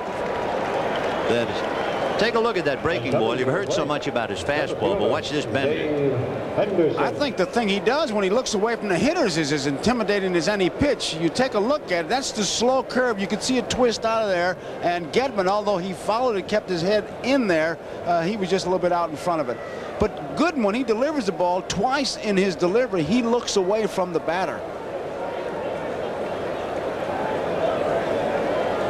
Here's Dave Henderson, who really stung him in the 4th inning with a towering drive into left center field. Dave flied to center in the 2nd inning and then found the range in the 4th. 6-2 Boston. 5th inning. There's that slow breaking ball, but it stayed up. 2 balls, no strikes. On deck, Spike Owen. Mel Stottlemyre and manager Davy Johnson reflecting the mood of the ball club. Boy, that's on his mind too, that Gooden at bat. Another breaking ball strike, and the count 2-1. Davy Johnson had to rub his chin and think. There were runners at 1st and 2nd, 2 out in the 4th, 2 long fly balls to right. He had Aguilera and Sisk in the pen. He opted for Gooden to bat. Gooden made out on a good play by Buckner, stayed in to surrender 2 more runs here in the 5th, and that's been the biggest single decision of the game. 2-2. Watch when he delivers the ball, man. He'll look away. Hitters hate that right there. Not bad. And there's a shot foul. It was off speed, and Henderson way out in front of it. That's like Valenzuela looking up to the bill of his cap. Same thing. The difference is he doesn't throw as hard as Gooden, and with Gooden you want to make sure he knows that you're there. Oh, you want to holler. You want to wear one of those orange jackets that you see the highway guys that work out there. You know, I'm over here, Dwight. Dwight stung by home runs, most he has ever given up in a game, 2, and he's done that tonight.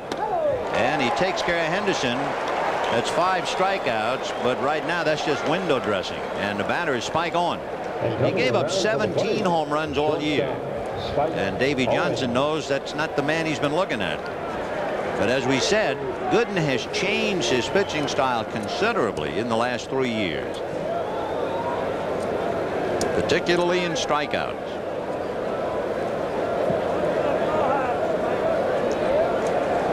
Spike Owen walked and singled.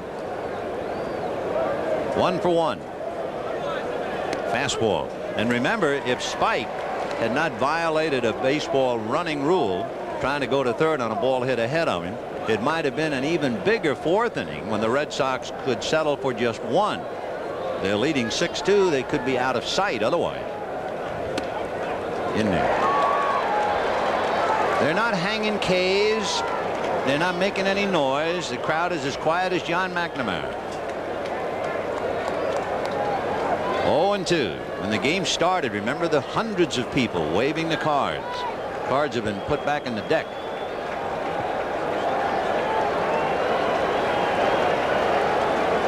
Ooh.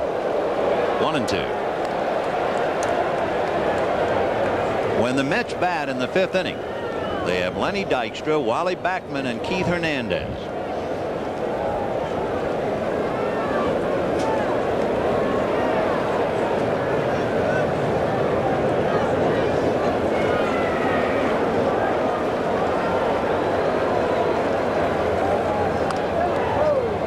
Trying to jam him, and he's behind 2-2 now. And he shook off the curveball that Gary had put down there as we looked at Rice and Dewey Evans. Rice and Evans, they were on that 75 club, although Rice didn't play because of the broken hand.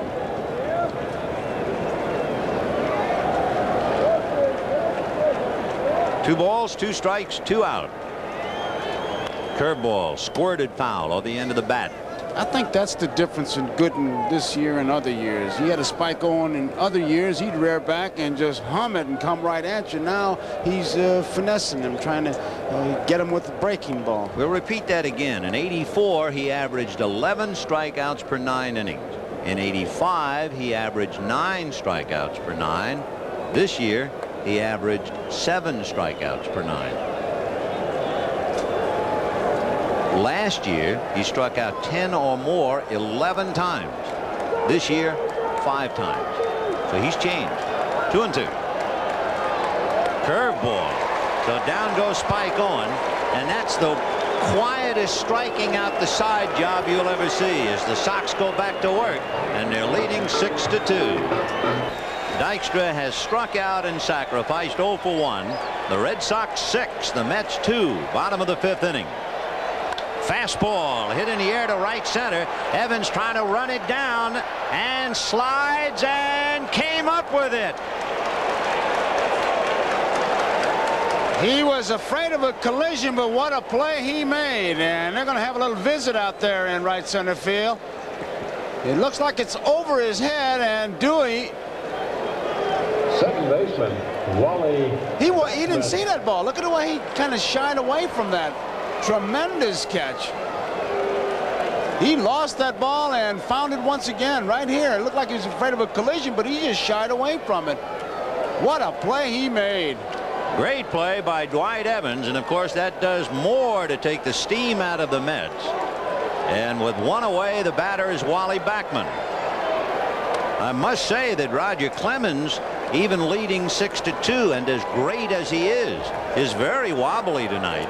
And all you have to do is look back to the 4th inning with those long fly balls to right. They're like two great fighters, just keep punching each other out, and legs are getting rubbery, but they're hanging in there. Backman has walked and singled. 1 ball, 1 strike. The Mets with 2 runs, 4 hits. Clemens has walked 3, and he has struck out 3. 1-1.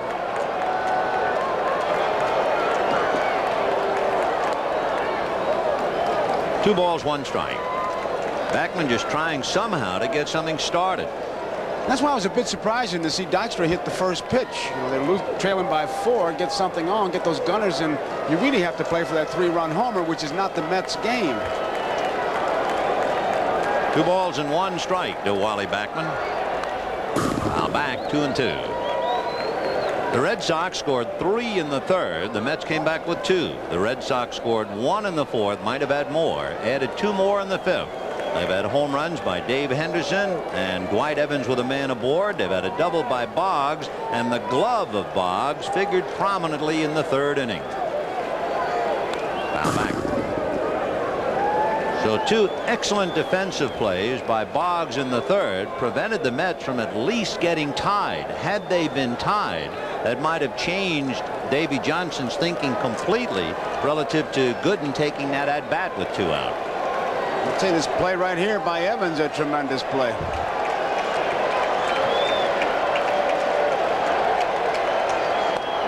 Ball 3.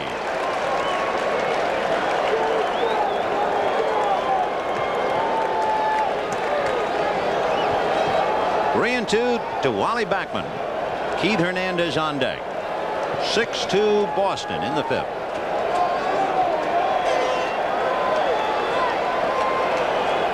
Way out. He's really laboring.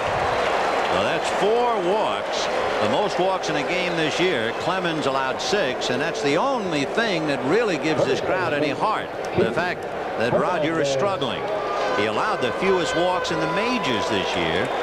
Just under 3 did the Red Sox pitchers, but Clemens now has walked 4, and here's Hernandez. How many times have you heard of Vin where they say, hey, it's easy to pitch when you have your good stuff, and it's the great pitcher who hangs in there when he doesn't have his good stuff, and that's what you're watching in Roger Clemens and Dwight Gooden, although Clemens has the lead in a good one, 4 runs, but he's wobbly. Remember Hernandez last at bat. He slammed one off the left foot of Clemens. It caromed over towards Boggs, who made a fine play. That advanced Backman to second, and then Carter's ground ball that might have tied up the game was flagged by Boggs, and he threw Gary out. Hernandez committing a very important error in the 3rd inning. Hit right by the Red Sox dugout and off the auxiliary box seats, and Buddy Harrelson flips it in. And boy, it was time to duck for cover. Yeah, go that way, pal. Keep it away from me. 0-1. For Hernandez, ironic he would make an error on a big play in the World Series. At one stage this year, he had an errorless streak of 101 consecutive games without an error, and he made only 5 all year. But a big one tonight. Ground ball to the hole. Big hop off the glove of Marty Barrett. Deflected to right. And on his way to third goes Wally Backman. A bad throw to the plate. Finally grabbed by Rich Gedman. So Backman holding at first. And with first and third, Gary Carter coming up.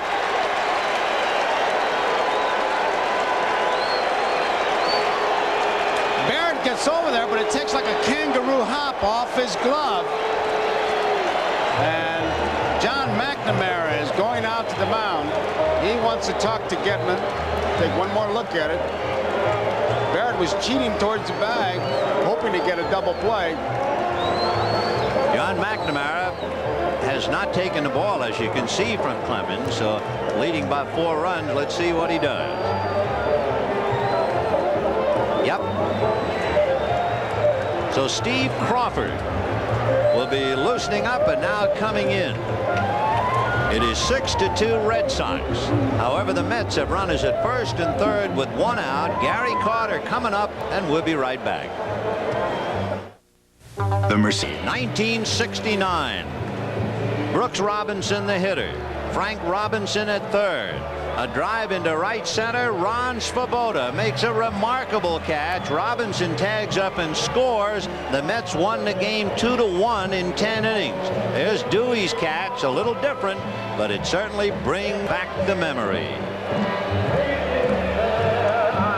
Steve Crawford, who pitched in Game 5 Sunday against the California Angels, and perhaps had the quote of any post-game in the history of baseball from now and ever on. Talking about pressure, he said, if there was a bathroom on the mound, I would have used it.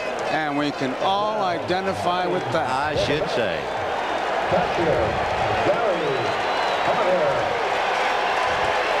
Roger Clemens, remember, as the starting pitcher, did not go the required 5 innings. Consequently, Clemens will not have anything to do with the decision. Gary Carter flied to center and was robbed of a hit by Wade Boggs. And there's a pretty good hole on the left side. Ball 1. Well, they're playing him up the middle. That's the book on Carter. That's where he's been going. And Boggs was quick enough to fill the gap in the third. So Backman at third, Hernandez at first, and the only out was the catch by Evans. There's a hopper through off the glove of Owen. In comes Backman, Hernandez to second. 6-3 Boston. The run is charged to Clemens. The hit is charged to Crawford.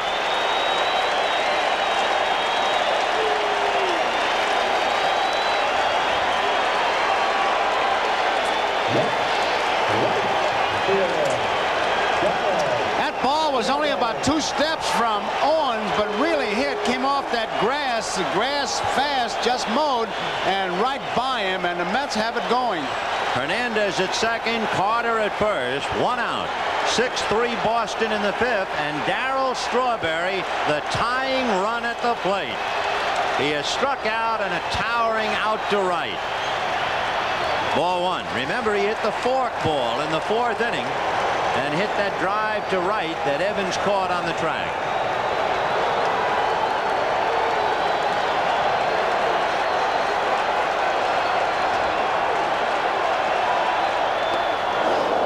One and one. Boy, I tell you, if you like crowd noise, if it does something to you, you come to the right place and at the right time. They'll start to build again now. 1 ball, 1 strike, 1 out.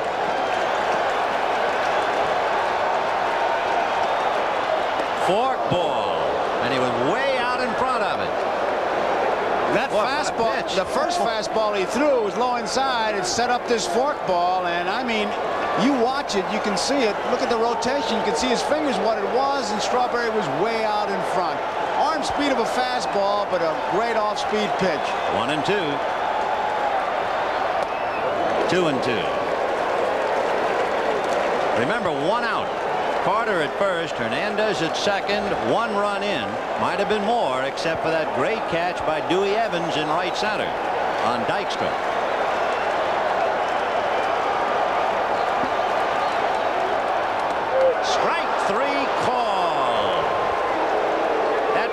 that young Strawberry has struck out 16 times in postseason play, twice in each game. Left fielder. Looked like it was a fastball, the outside part to plate, and that really has to have you muttering when you go through that. The batter now is Danny Heap. 2 on, 2 out. 6-3 Red Sox. Danny flied to center and walked. 0 for 1.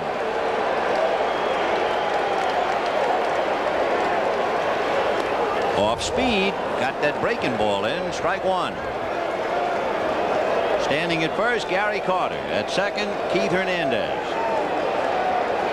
Heap hit what appeared to be a hard fly ball to center, if you remember. Went back to the dugout muttering. Off speed, and he went after that. Looks like showing the off speed to make him chase it, and the fastball, keep it away from him. Crawford was in 40 games during the regular year. He had 4 saves, 0-2 record. ERA almost 4, but he's given the Sox a lift. 0-2 to Danny Heap. Shook him off a pitch. He's had a right shoulder injury in July, was on the disabled list as he works on Danny Heap on a 20-day rehab at Pawtucket. He's backed up now by Sammy Stewart, is Steve Crawford. 0-2. 1-2. In the inning, Evans took an extra base hit away from Dykstra. Backman walked. Hernandez singled off Barrett's glove. That was all for Clemens. Carter singled off Owens' glove for a run, but Strawberry struck out. And here's Heap, 1-2. Fouled away. Fastball. The first pitch he threw was the slow curveball for a strike. He threw a forkball he swung at, then he threw a high, tight fastball, and then you could see Gedman move in with the fastball inside. That was the one he wanted to jam him with, and he fought it off. He has shown him the whole load right there this time at bat. So Steve Crawford trying to bail out Roger Clemens in the 5th inning, and the Mets trying to get back in the game. 6-3 Boston.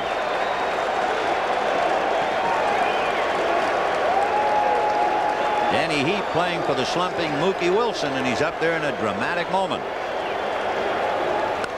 Off speed, fouled away. If possible, it'll be something besides the fastball. He's got great confidence in it, and he's putting it in pretty good spots. The Mets have scored once here in the 5th. They have Carter at first, Hernandez at second, and Danny Heap representing the tying run at the plate.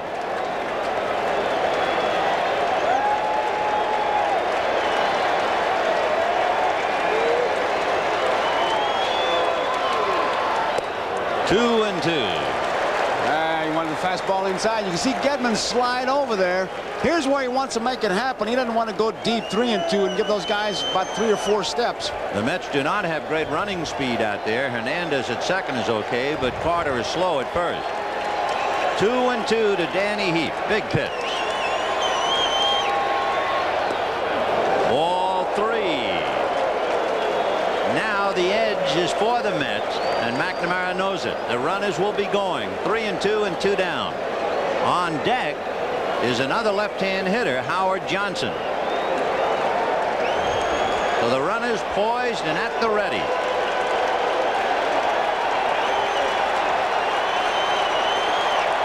There they go. Ground ball to Marty Barrett. Easy play, but he had to wait for Buckner, who hobbled to the bag in time, and the Mets settle for 1, but it's Dwight Evans' play in the 5th and the arm of Steve Crawford that kept the Mets away. In a pitcher who gave up the most home runs on the staff. He did a great job in relief against Houston. He went 5 innings against the Astros, no runs. He had one problem this year, and it was when the Mets clinched. In the raucous, riotous celebration, a fan jumped on him on September the 17th, and Aguilera hurt his left shoulder. So that set him back a bit. He also has a pretty good bat, although it's very doubtful that he'll have a chance to swing it. Meanwhile, Steve Crawford has his first major league at bat.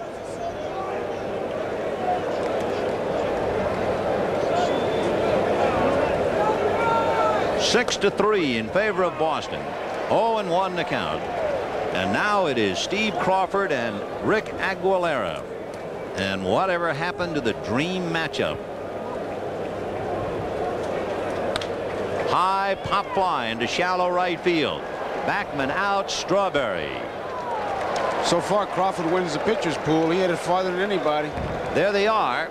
They have given baseball fans throughout the country great memories all year. But they walk off the stage tonight leaving a lot.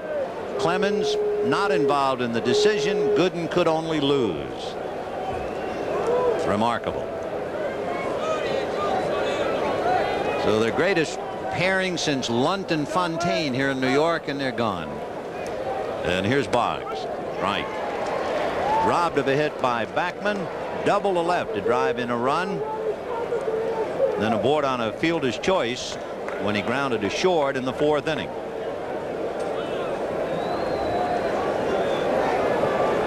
Top of the 6th. 6-3 Boston. I asked Wade Boggs, I said, when do you really put yourself in gear to hit? He said, when the pitcher starts to turn, I start to turn. In fact, he's got a dance term. He calls it cheek to cheek. 1 ball, 1 strike. Subtle devil. 2-1. Smooth talking stranger. Wade Boggs. From Florida. Too bad he's not from Texas. 1 for 3.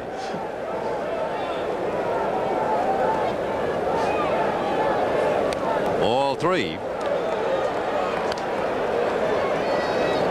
On deck, Marty Barrett. Wonder how dedicated he is. He was reading Ted Williams' book on hitting when he was in the Little League. Great book to read. 3-1. You know, you talk about Boggs as he draws that walk. Wade Boggs has a lifetime batting average in 5 years with the Red Sox of .352. At the plate, Ted Williams had a lifetime batting average of .344 over 19 years. 19, and he missed a couple of years because of the war. I can still see him hit those hard sinkers. It looked like they were going to go out the ballpark and they zoom right down. You know, talking about Ted Williams, there's another great hitter in the ballpark tonight. Oh, yeah, we saw him. Yeah. There goes Boggs, and the ball is hit slowly to short. Santana in a hurry. Off balance throw gets him, but Barrett did his job with the runner going. Roll down. Every great batter works on the theory that the pitcher is more afraid of him than he is of the pitcher. And I can hear Bob Gibson right now saying, oh, yeah.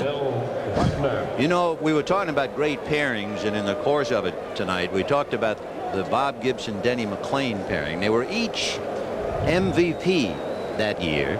McLain won 31. Gibby won 22 when they met in the '68 series. But the year that Bob Gibson had in 1968, to me, is as great a year as I have ever heard of. He was never knocked out of a game, and he made 34 starts. Never knocked out. 4-1. He completed 28 of the 34 starts. Completed them. And his earned run average was 1. And the managers were afraid to take the ball from him. Wow. 1-0 to Billy Bucks. He lined to short, single to right, fly to left. 6-3 Boston, top of the 6th. Ball 2. Boggs at second with 1 out.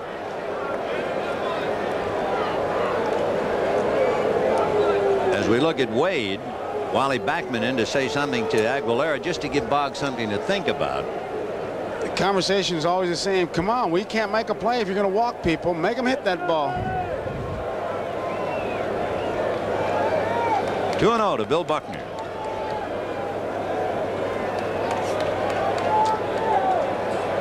On the corner for a strike, 2-1. Aguilera had some bursts of great pitching. From June to August, he was 6-0. He had a career-high 9 strikeouts in a game against the Reds. He had 2 injuries besides that shoulder injury we talked about. He also had inflammation of the right knee and had to come out for a while. 2-2.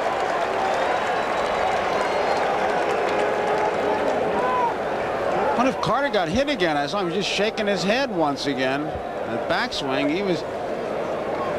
He's talking to Jim Evans about it. He's going to talk to Walt Riniak about it soon. See, he did get a little tap there. I tell you get those. By the time the year's over, you're just glad to get away from people. I can hear Carter now. Top hand fly my foot. Yeah. Killing me. 2-2.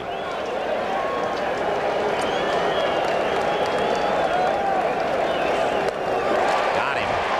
So down goes Buckner. Boggs at second base is left there, and at the end of 5.5, Sox 6, Mets 3. Pardon me. Hojo struck out in the second inning, then hit what looked like to Davy Johnson, and I'm sure everybody in the ballpark, a home run to right in the fourth inning, and it died, and Dwight Evans caught it. That was a big play. Then leading off the fifth, Evans made a diving, dazzling catch to make an extra base hit away from Dykstra.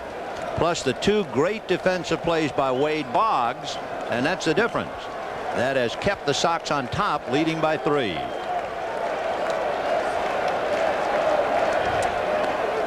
Strike.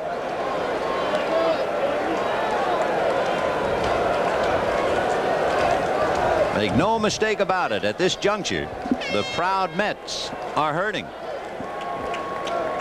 They lose this one, down 2-0 and go to Fenway to battle to survive. You'll hear all kinds of statements. 1-1. Fouled away. 1-2.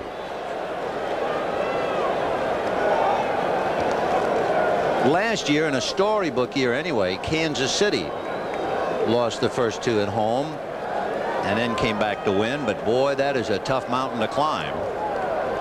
There it is. Well, sometimes history can be inspirational if needed, and we're not sure whether the Mets will need that or not. But the Red Sox sitting on top of a 6-3 lead here in the 6th inning. 1-2.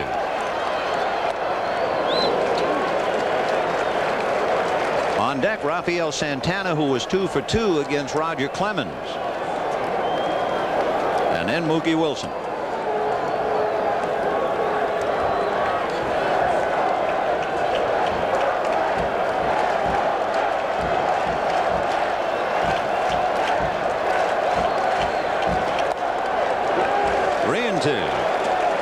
What sends managers to the water cooler and gets the old boiler really humming is to have a 6-3 lead. And there you see John McNamara. That'll do it, boy. That'll start a hockey game in the middle of your stomach.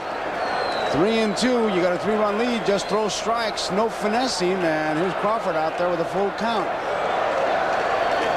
3-2 to Howard Johnson, opening up the 6th inning. Line drive foul. One hops up into the seats.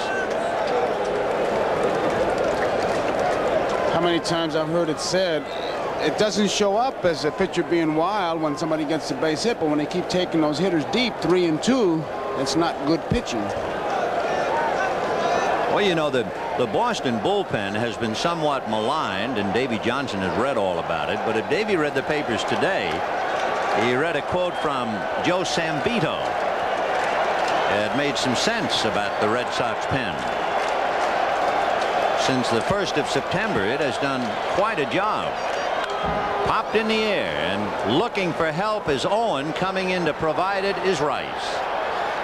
Somebody threw something out of the stands too, Vin. Wow. You can see what Rice is doing now, and that's terrible. And the fans are reacting to it.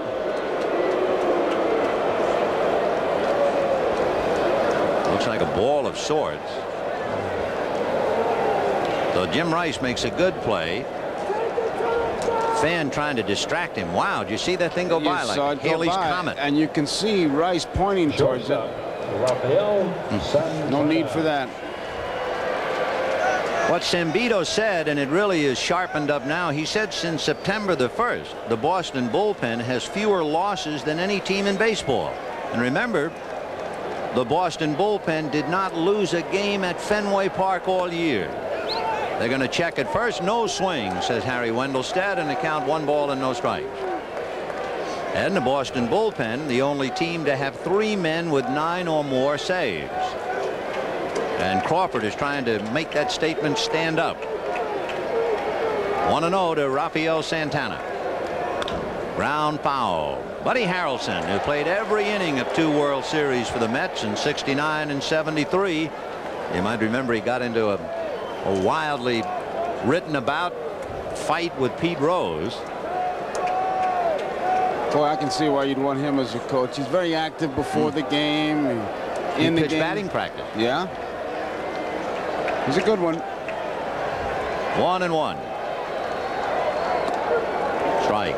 You know, I was saying that before, that the Red Sox were getting ready for Gooden by having Bill Fisher and Glenn Hoffman pitch batting practice. The Mets were getting ready for Clemens with Buddy Harrelson and Greg Pavlik. So how important is batting practice?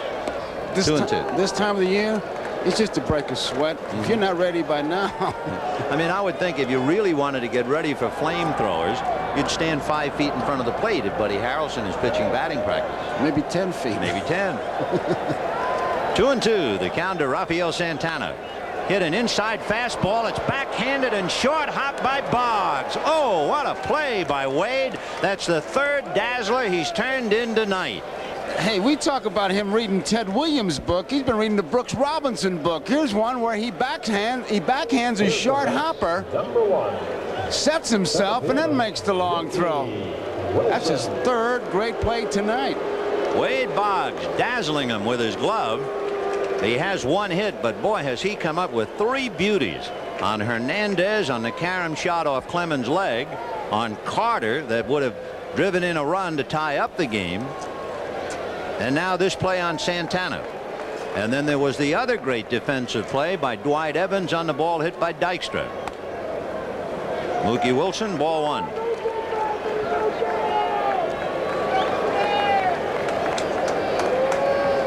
One and 0.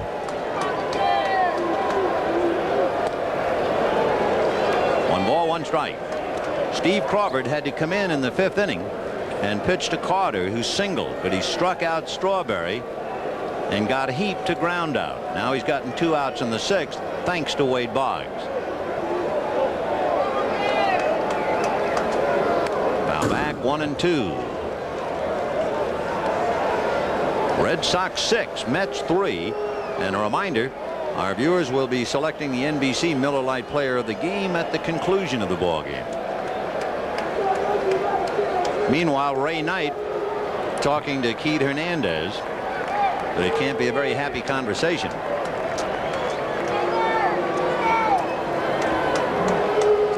One and 2 to Mookie Wilson. The Mets bench is anything but animated. See Gedman say, "Shake me off." 1 and 2. Got him, and down goes Mookie, and Hope sinks some more at Shea at the end of 6. A dazzling Red Sox show, and they lead 6-3. We'll be right back. His bat, but he has really made himself into a good infielder. One of the great plays that he's made, and it was. And Evans, he could have made this play easily if he thought he was the only guy in the ballpark, but thinking collision and may have lost it a bit. Dives and holds it, and once again, here's Boggs. Backhanded this time. Usually when a fella can do one thing good, and Boggs certainly is good at hitting, that's all he wants to do. But the good ball player, the real good ball player, he works on the things he's a little weak on, and Boggs has made himself a doggone good infielder. Well, we've gone to the 7th inning. Red Sox 6, Mets 3, and Jim Rice, first ball swinging all night, fouls it away. 0-1. The Red Sox have really shown the Mets their game, and of course Boggs has really been a major portion of it. A couple of dazzling plays at third, as you've seen. He also doubled to drive in a run. The Sox have 8 hits, and that's going to be number 9, and for Jim Rice, his 2nd hit. And once again, the Sox get the leadoff man on base. They had Owen lead off the 3rd with a walk, Henderson lead off the 4th with a home run, Rice lead off the 5th inning with a single, and now the single by Jim in the 7th inning. Remember, Evans came up in that 5th inning after Rice jumped on the fastball and hit a fastball on the tent out there in left center field. He'll look for his pitch, and if he gets it, he'll take a pretty good rip. You know, if you have studied baseball at all, you know that the Mets have not been the only people to host a game here at Shea Stadium. The Yankees played here. Here's a base hit to center. The 2 on and nobody out.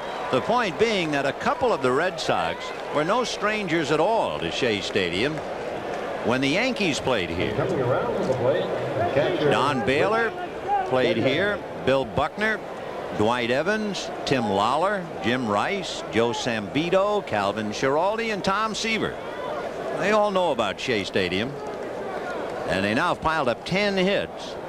For Evans, he has a single and a 2-run home run. And here is Gedman, who was the only regular in the lineup without a hit. Everybody else has at least one. And forget the pitcher. They jumped on the first pitch, Rice and Evans. And he tried to. 0-1. The Mets thought he might bunt. They brought up the corners, but now Hernandez is back. Howard Johnson is right at the bag at third. So they're not expecting Gedman to bunt towards first, at least. I think I'd snap off a curveball right here, hope for the ground ball. If he bunts, he bunts. I wouldn't look for it. No. Hit down the left field line, slicing foul, and well out of play. 6 runs, 10 hits for Boston. 3 runs, 6 hits, and an error for the Mets. I just wonder if he missed a sign or something, because Carter really talking to him. There's no way you're going to get a ground ball where that pitch was. And that's what you're looking for. 2 men on, nobody out, catcher running. He's got the good overhand curveball. And with the man on second base, they could have conceivably switched signs, and luckily it was fouled off, and Carter was not crossed up. But he sure had an animated conversation, if nothing else. One catcher trying to outslick another at the plate. Gedman grounded out and then struck out in the 3rd inning and struck out in the 5th against Gooden, who went quietly in the 5th inning, even though he struck out the side. He gave up a single and a home run to Evans, and he was done. He's not sure of the signs. See, what I knew that was happening. I'm almost positive he got crossed up. Now, usually when you got a man on second base, you touch your equipment, that's the indicator. Whether you touch the mask, it'll be the first sign. Touch your chest protector, it'll be the second sign. Touch your shin guard, it's the 3rd sign, or whatever you make up between innings. And Carter went to his mask, and as soon as he did, Aguilera backed off. Now he goes to the protector and then the mask, and we'll see about the 0-2 pitch. It's Loop back a second into shallow center. It's going to fall for a hit. Coming to third is Rice. The ball is bobbled in center, but they're still going to hold him. And the bases are loaded with nobody out. And Carter is still annoyed and upset with Aguilera. He shook his head and patted him, although that time maybe he was just consoling him over the blooper. They made a good pitch, and the hitter got away with it anyway. So now Gedman joins the fun. He bloops a single to center, and everybody but the pitcher with a base hit. And the batter is Dave Henderson. Dykstra thinking maybe Rice was going to come to the plate, but there was no chance, especially with nobody out. Even though he dropped the ball, they had already sent Jim back. Nobody out. They're not going to take many chances. I mean, it's station to station. Keep making left turns, guys. Rice at third, Evans at second, Gedman at first. And here is Henderson. Flied to center, hit the home run, and struck out. The infield has to play up. And the pitch outside, ball 1. It's too late now to give up a run and go for 2. It's the 7th inning, and the Sox are leading by 3.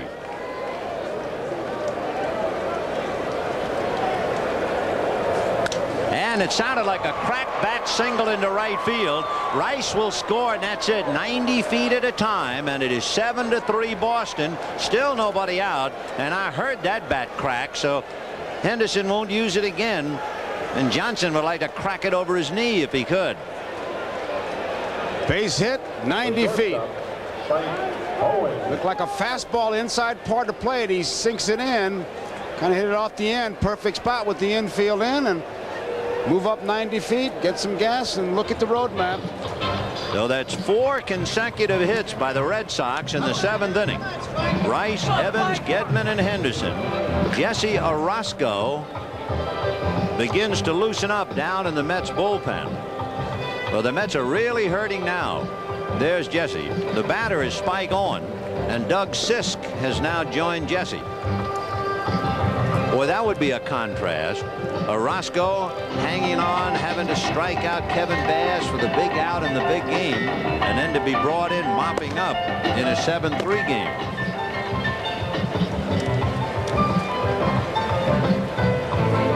Bob Stanley throwing in the Boston bullpen, and Davy Johnson, a troubled and very unhappy Mets manager. Here's Bob. So the Sox just trying to tear it wide open now. Evans at third, Gedman at second, Henderson at first. And the infield must stay up. You might say, why would you wonder about a grand slam home run with Spike Owen at the plate? Well, the last grand slam in a World Series was by a pitcher. 4-1. Dave McNally of Baltimore. He hit it off Wayne Granger, so in case you had the thought. Steve Crawford is not on deck yet, and now he's coming up the steps of the dugout. 1 ball, no strikes. Fouled away.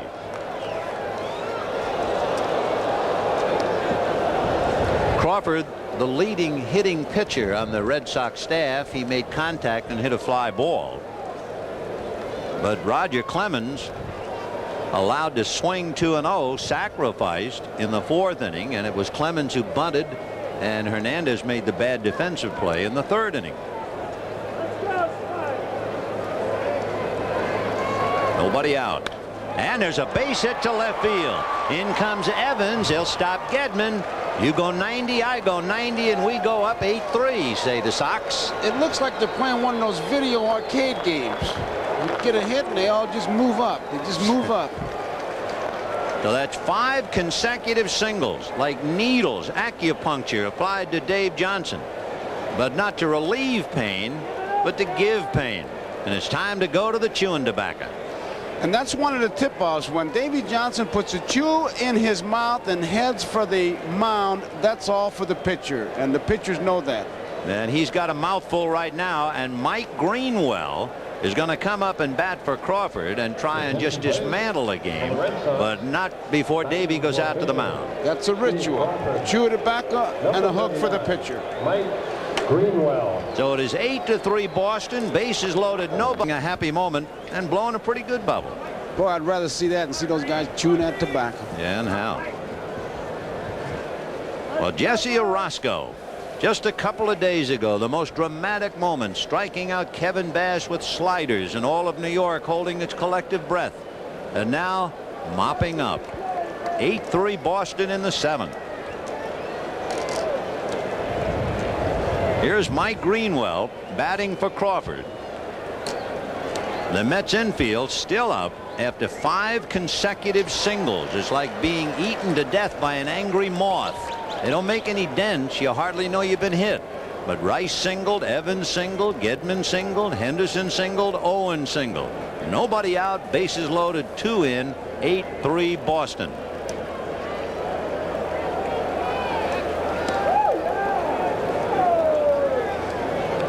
In the World Series, as you can see, 6 consecutive hits. And Boston has 5 in a row. Those 6, by the way, were in the 9th inning. You could hit a home run right now and you'd stop the rally. 1 ball, 1 strike. Ball 2, 2-1. I mean, it's all those singles. Center field, center field, center field, right field, left field.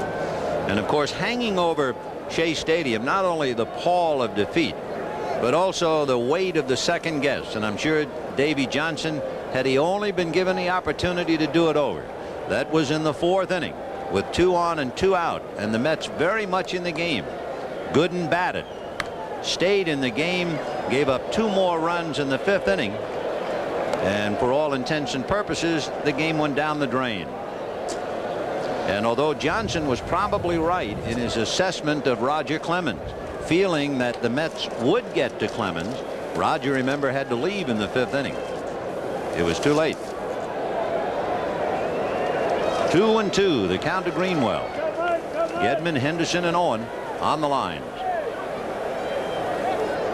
Ground foul back of Walt Reniak, the pride of Natick, Mass. What were you telling me as we look at Steve Garvey and Jay Johnstone? Yes, here's to you. Slanthawallager. That's a Gaelic toast. Bob Stanley told me that in high school, Riniak holds the high school passing record over Flutie. And Bill Robinson, who insists I am not the batting instructor, I am the hitting instructor, still waits for the Mets to hit. 2-2.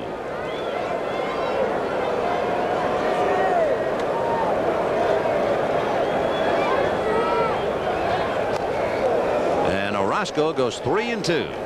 Davey uses that great expression that he gave us this summer, Vin, unfavorable chance deviations. This is one of them. Boy, it sure is. His computer has broken down tonight.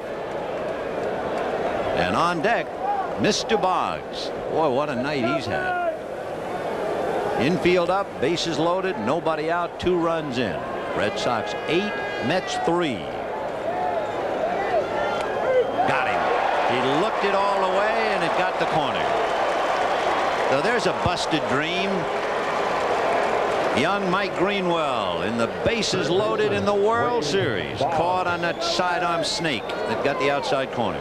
Well, Roscoe, he can be tough on the left-hand hitter. He sidearms you. Watch where he comes from. Looking away once again. Arm like a rope out there, and he watched it all the way, and nothing he can do. That was a good pitch. Bob Stanley has concluded his warm-ups in the Red Sox pen, and now here is Boggs. Bases loaded, 1 out. The infield is halfway. Ball 1. 1-0. So they've backed off a little. Howard Johnson, however, remains near the bag at third. Gedman, Henderson, and Owen out there.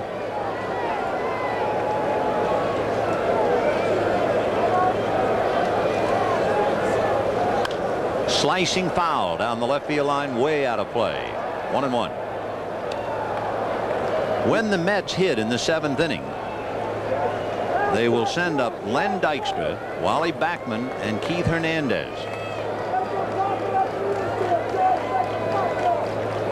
If you're wondering, Boggs does have a grand slam this year. Oh, that was a good pitch. He quit on it and dropped in there. Vicious curveball. It's the kind of a pitch he usually waits on and hits to the opposite field. 2 strikes now. He'll be going almost certain to be from the mound towards left field. 1-2 to Wade. Got him on the breaking ball, and that's quite a feat in itself. So Orozco strikes out Greenwell and Boggs, and that'll bring up Marty Barrett. Second baseman, Marty. Big breaking curveball, but it is also his motion. When he gets that left arm out there, watch it. Looks away. That's intimidating. Finds that target, and look at that. From way out there, the curveball. And you can see Boggs bailing out. Bat was there, but the body was in the first base coach's box. Marty Barrett grounded out, twice singled to right and grounded to short, but he's gone the other way 3 out of 4 times. Ball 1. Remember last night talking to him, he said, I want to protect that outside part of the plate. I go that way. I'd rather be jammed inside than to take that pitch outside for a strike. Well, they say he likes the ball away, and he has certainly shown that in the 2 games. On the outside corner, but it was up, and they count 1 ball, 1 strike. You can see by his stance that he strides that way. Orozco with a fastball and a good slider.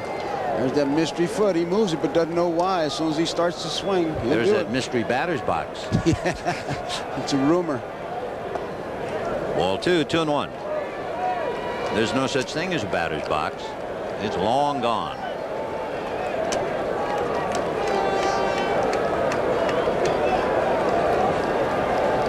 Batters know exactly where to step, though. They got their favorite spot.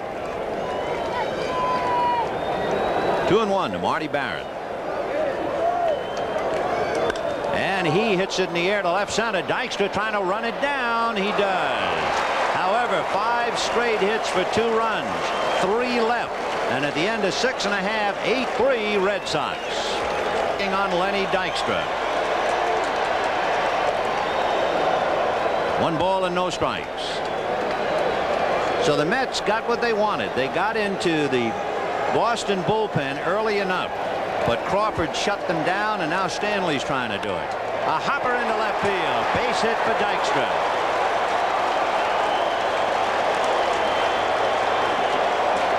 And if there is any life left in this crowd at Shea, we'll see it now as Backman comes up and Hernandez on deck. Stanley was a workhorse for the Red Sox. He was in 66 games during the regular year. He even got a start in Kansas City.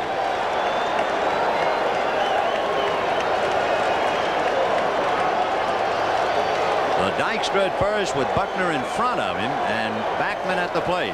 And he's going to try and left the bunt in Rich Gedman's mitt. 0-1. It's kind of interesting the way Buckner and Dykstra are playing over there. Buckner's way off the bag and he's setting up a defensive maneuver with his second baseman Barrett. There you see it, and Dykstra gets behind him. It is 8-3 Red Sox, bottom of the 7th inning. There's the palm ball, and he missed with it. 1 ball and 1 strike. Bob Stanley finished 50 of his 65 relief appearances. I mean, he got the job done when they needed it. Backman waiting. 1 ball, 1 strike. And there's a ball hit into left center, base hit. Dykstra to second and holding, and the Mets try to come back.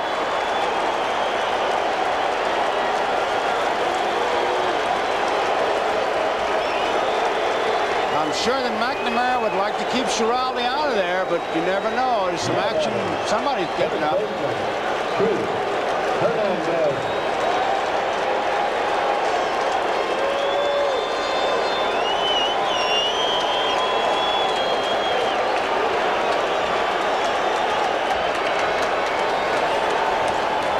The crowd is showing life. The Mets pen quiet, but now Fernandez throwing. Calvin Schiraldi gets up in the Boston bullpen. So Dykstra at second, Backman at first, nobody out. 8-3 Boston in the 7th.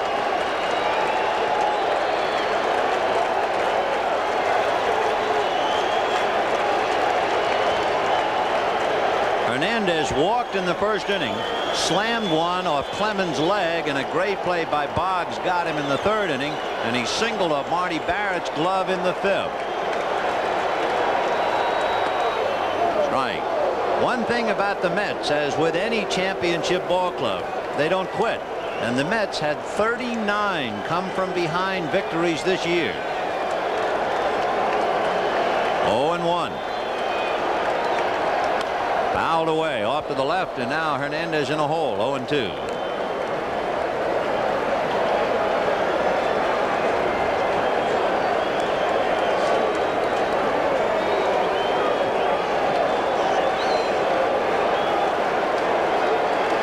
Mets trying to get back in the game. The 2 pests are on the baseline. Palm ball misses. 1-2.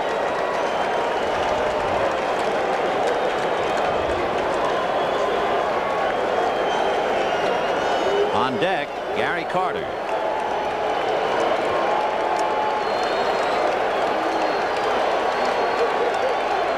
Palm ball got him. You talk about changing speeds. What a surprise that was. 1 ball and 2 strikes, and Stanley gives it the big windup and throws the palm ball. There you see it. You got a good look at how deep in his hand it was. And Hernandez not only out in front, but way off balance. And really, that super slow-mo really showed that palm ball. I think the palm ball is extremely effective, especially if you're a man as big as Stanley. He's 6'4" and 220, and you expect everything to come up to the plate in a hurry. Here is Carter. It's that arm speed once again. Yeah. Very deceiving. Carter flied to center, robbed of a hit by Boggs, and single. Strike. Boggs made a great play on Gary's ball. Otherwise, the Mets would have tied the game in the 3rd inning. And then Carter singled off the glove of Owen against Crawford. So Stanley has 1 out, 2 on, 0-1 to count, and Darryl Strawberry on deck. Good sinker. Bottom dropped out. The old expression really holding true. 0-2 the count. And there is Strawberry, the big gun that has been thoroughly silenced in October. You know Carter's got that pound ball that he threw to Hernandez on his mind. 0-2. Got him. He took a shot at the outside corner, and it's one of those too close to take with 2 strikes. Right fielder. And that pretty much says it all. I don't think it was a strike, but... Boy, there's a lot of head shaking in New York. Confused, bewildered. Talking about confused and bewildered, pretty good words to describe Darryl Strawberry up to now.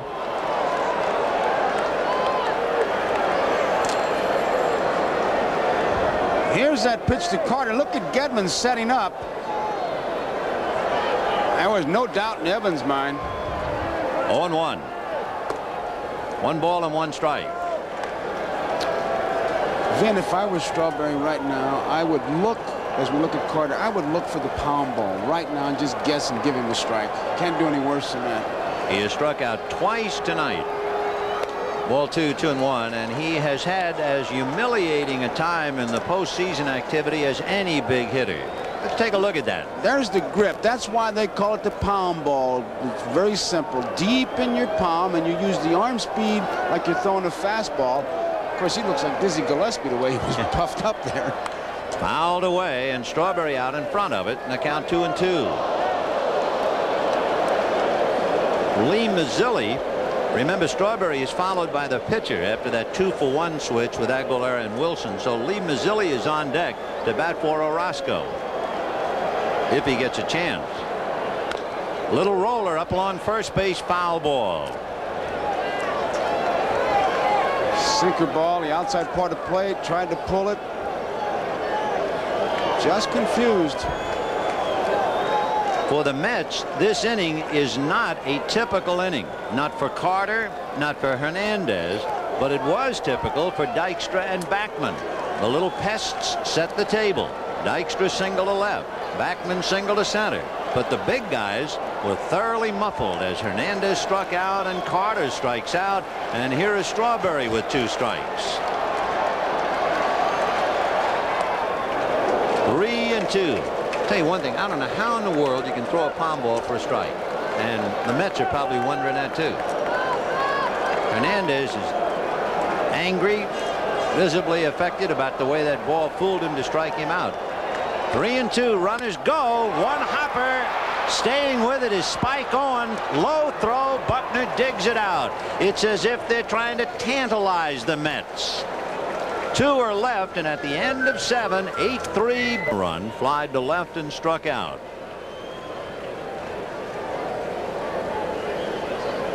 Everyone in the starting lineup with at least 1 hit. Rice has 2. Evans has 2 plus a walk.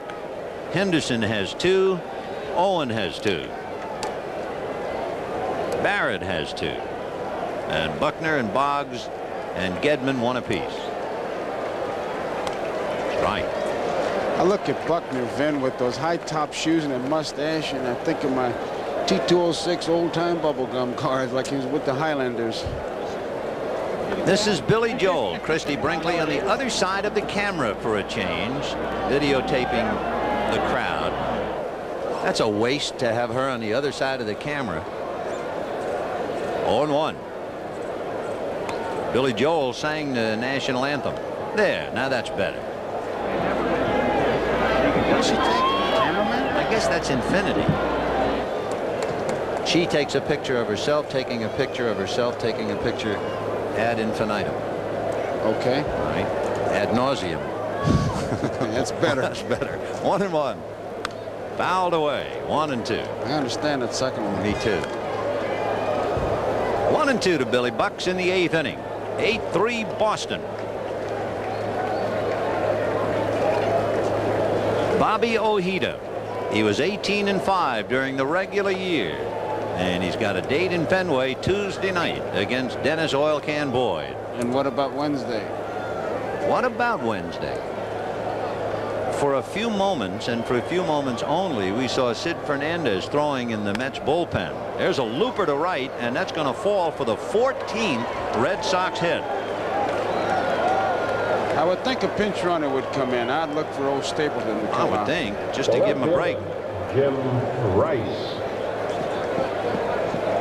Now just watch him labor to first base. Look at those legs. I mean, he's running on marbles. Here comes Buck out. And he gets a well-deserved round of applause for his gutsy playing on a bad leg. Billy Bucks leaving the field. And running for him at first base, Dave Stapleton. And they know how much it hurts him. Boy, do they ever. And he never complains. No. So there is Dave Stapleton at first. And Jim Rice with 2 singles and 4 trips at the plate.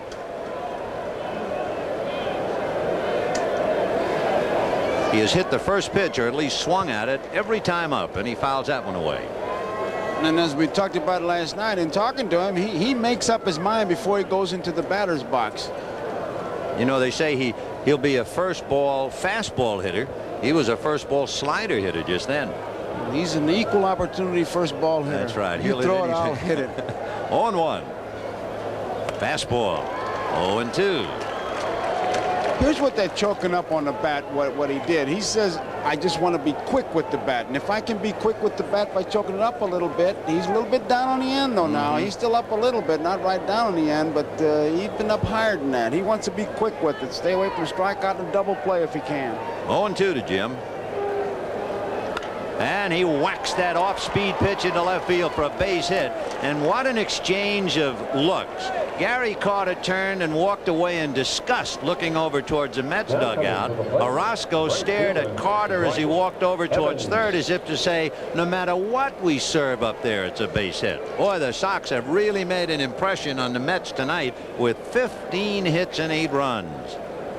But, you know, I can see Gary staring out there. You're saying to yourself, man, you got him 2 strikes. If you're going to throw a curveball, bounce it up there. He might chase it. Maybe something will happen. But to give him a room service job like that, you're asking for off speed. Boy. All right, 2 on, nobody out. And here's Dwight Evans. That's the off-speed pitch, but he got it outside. Ball 1. Dwight walked and struck out. Hit a 2-run home run in the 5th inning. Singled in the 7th inning. And made a dazzling catch of a ball hit by Len Dykstra in the 5th inning. Little slider for a strike. That's the interesting thing about what the Red Sox have done tonight. Number one, they've hit everything that the Mets pitchers have thrown up there. And Don Baylor, who has been the designated sitter for 2 games, will probably be back in action at Fenway Tuesday night. Big chopper to short. Santana goes back to second, and Backman on to Hernandez for the double play. And what a great job Backman did on the pivot. He really had to go to the shortstop side and really put something on it.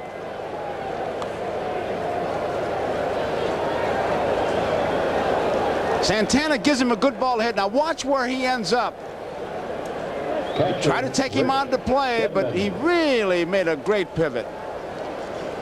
A rolling block by Jim Rice to no avail, and with 2 down, Dave Stapleton is at third, and the batter is Rich Gedman. Can you imagine what Rice must sound like coming down to Backman, like the 5:15 leaving Grand Central? So Gedman with 2 out in the 8th, 8-3 Boston. Ball 1, 1-0. When the Mets hit in the bottom of the 8th, there'll be a hitter for Orozco, then Johnson and Santana and Wilson batting 9th and 4th in the inning. Rice down the stairs and out of view.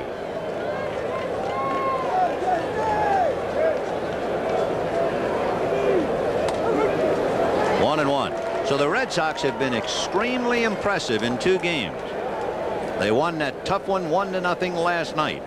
Tonight they have piled up 15 hits and 8 runs. They have had 4 dazzling defensive plays. The Mets got into their bullpen and have been completely shut down by Crawford and Stanley. And all the while, Davy Johnson and Mel Stottlemyre can only sit and sip hot coffee and wait.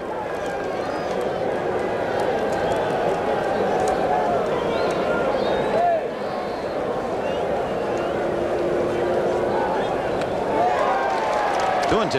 And as you say that, Vin, I just think of that shot of Baylor. There'll be no pitcher in the ninth spot when they get to Fenway, and Baylor's had a tremendous year for him. And remember how they talked about how the Red Sox were going to be at such a great disadvantage. They couldn't have the DH. They'd have to maneuver their pitchers. They'd have to get into the bullpen. 2-2. Got him, and he flinched, quit, and Orozco strikes him out. Gives up 2 hits and nothing else. A man left at third at the end of 7 1/2. 8-3 Boston. Speed skated. He won 8 national championships. 4-1, 1-2. When he came up, he was the picture of Saturday Night Fever. Boy, he's something.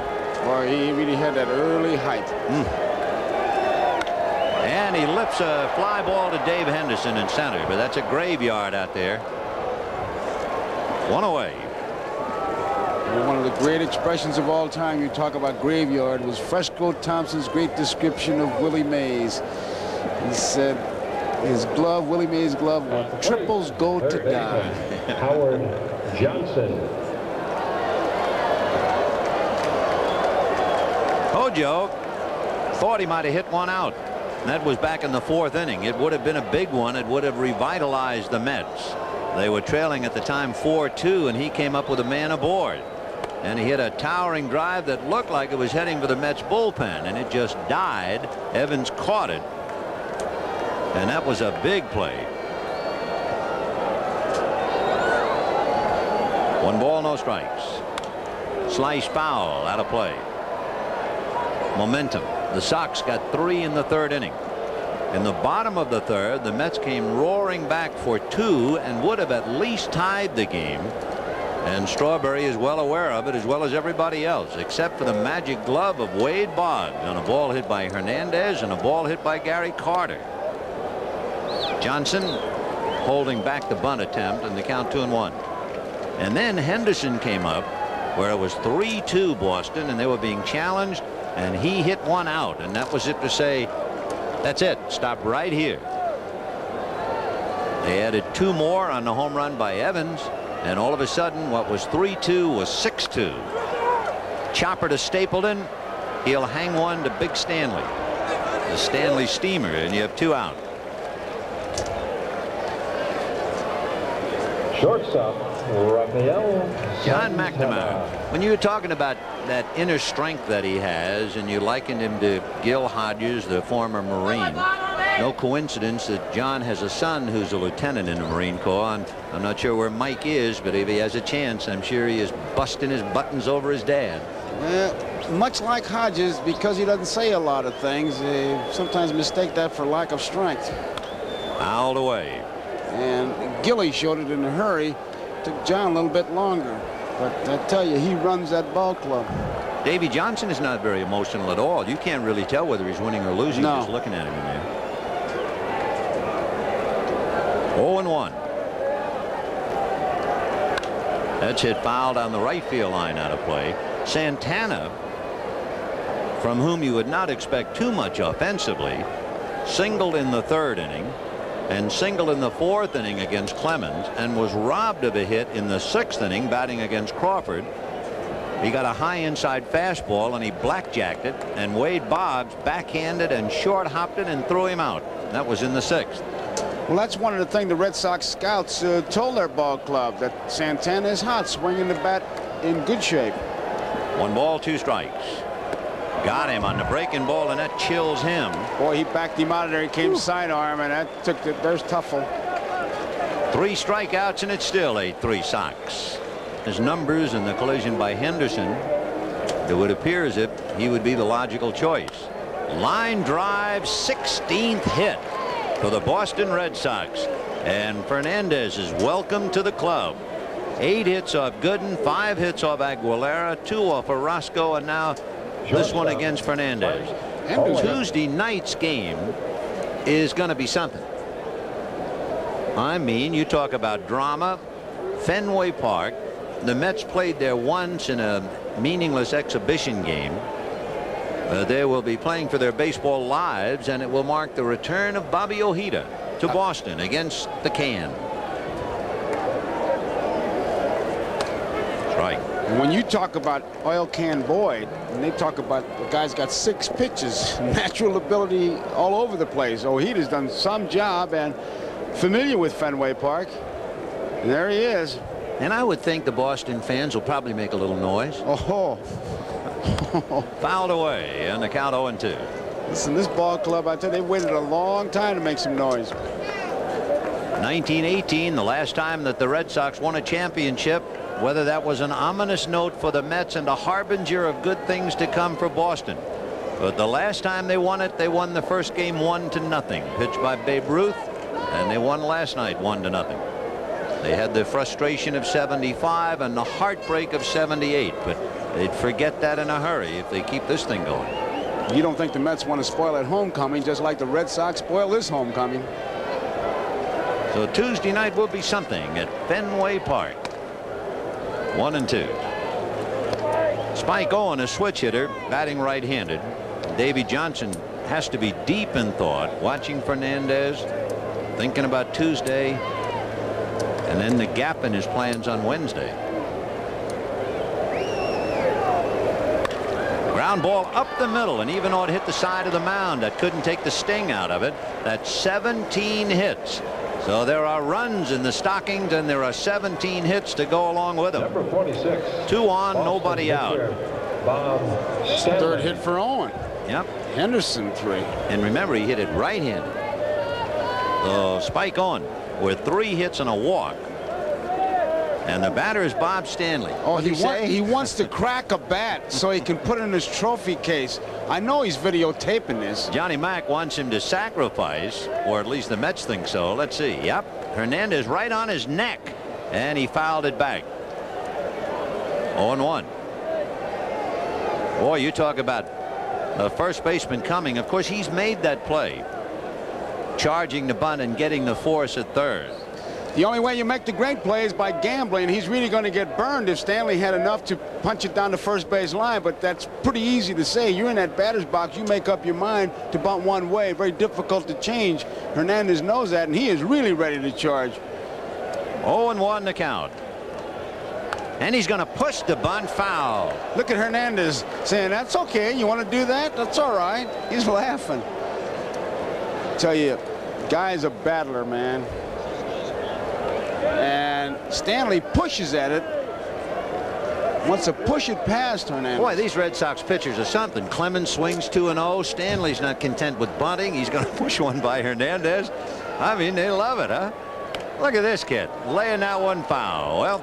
Well, Stanley at least hit the ball. It's a moral victory because the last thing he wanted was to get a mark on the bat, and he at least got that. Sure did. Though Hernandez did not get the force, Stanley striking out, bunting foul. 2 on, 1 out, and here's Wade Boggs. Robbed of a hit by Backman, double to left, and walked, and he's at a fielder's choice and struck out. 2 on, 1 out in the ninth. 8-3 Boston.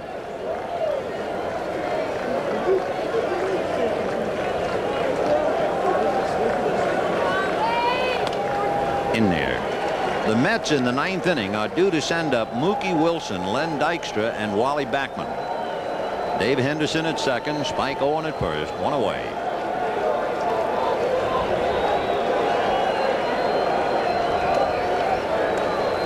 Big slow curveball in there. Boggs, it's a little expression about cutting bait. He wasn't quite sure what to do with it. 0-2.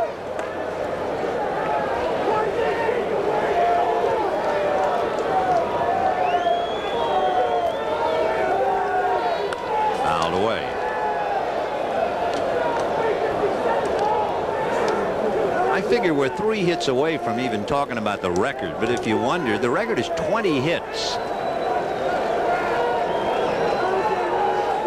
The interesting thing about it, back in 1946, the Cardinals got 20 hits against Boston, and that looks like it might be 18. It is, against the wall. In comes Henderson on a double by Boggs. Stopping at third is Owen. It is 9-3 Boston. And they're getting close to returning the favor. Do you remember the 20 hits the Red Sox No, the Red Sox. No, I was just going to say the Red Sox, let's see, what would be received off the Cardinal bats? Yes, I remember. Did you have a slice of that pie? Yes, I did. How big a slice did you have? I had 4 hits. 4 hits, 4 bullets. Well, there's a bullet over the Straw's head. So the beat goes on. Meanwhile, holding at third is Spike Owen, and they're checking him out. He might have hit the bag while waiting for the sign from Latchman. Meanwhile, Hernandez has had it, 2 singles and a double, and you have a pretty good indication of why Davy Johnson was not thinking of using him in Fenway for sure.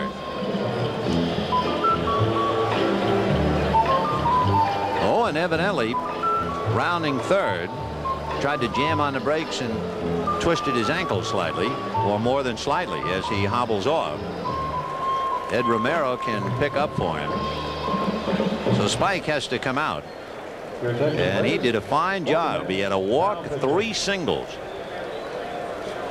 For the Mets, number 36, Doug Sisk. So Doug Sisk will be coming in. Ed Romero will be the runner, and we'll pick up right after this. Pardon me, folks. How do you like your new Ford Aerostar? Oh, it's great.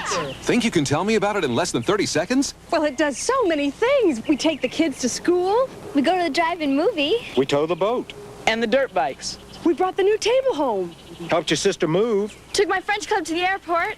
I drove it to the prom. The kids listen to their music in it. I can carry the fellas to the golf course. We took the... Sorry, you're out of time. I didn't get a turn. Ford Aerostar. I was one of the toughest drill instructors in the U.S. Marine Corps. I marched my men through mud, snow, and rain. And after I turned those cream puffs into Marines, I treated myself to the best beer in the U.S. of A. Miller Lite. Light's less filling. And this taste makes me proud to be an American. As for you guys out there who spent 10 of the toughest weeks of your lives with me, I got one thing to say. How come you don't write? We're proud to say there's only one light beer, Miller Lite. Right-hander Doug Sisk, the 5th Mets pitcher. It's been Dwight Gooden, Rick Aguilera, Jesse Orozco, Sid Fernandez, and Doug Sisk. You can see Sisk's numbers, and he is asked to try and get the outs. There's no one throwing in the bullpen. You only have Randy Neiman and Roger McDowell left. Oh, you got to get Vern Hochscheid in there. He's close. Vern, a coach. I broke in with old Vern in 1942, and we got to remember old Vern. All right. The infield is up. If there ever is a sinking feeling, it has to be an infield up, trailing by 6 in the 9th inning. Ball 1. 9 runs, 18 hits for the Red Sox. 3 runs, 8 hits, and an error for the Mets, albeit a pretty important error back in the 3rd inning by Keith Hernandez. Marty Barrett was extremely tough with the bat with men in scoring position against the Angels. In fact, he was 7 for 10, and he's got another opportunity. 2nd and 3rd and 1 out. Plus handling everything that was hit his way, he was the MVP, and deservedly so. Dave Stapleton is on deck. Doug Sisk out of Washington. Sinker slider pitcher.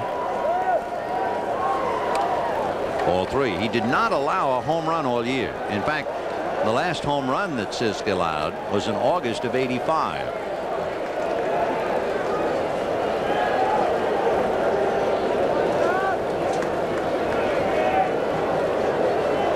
And now they're going to put him on. Well, that'll load the bases with 1 out and bring up Dave Stapleton. Remember Buckner, when he singled in the 8th inning, they took him out and Stapleton ran for him. Dave Stapleton. Isn't that something? What happens to a ball player? You talk about a staircase to paradise. That's the staircase to the cellar. Wrong way.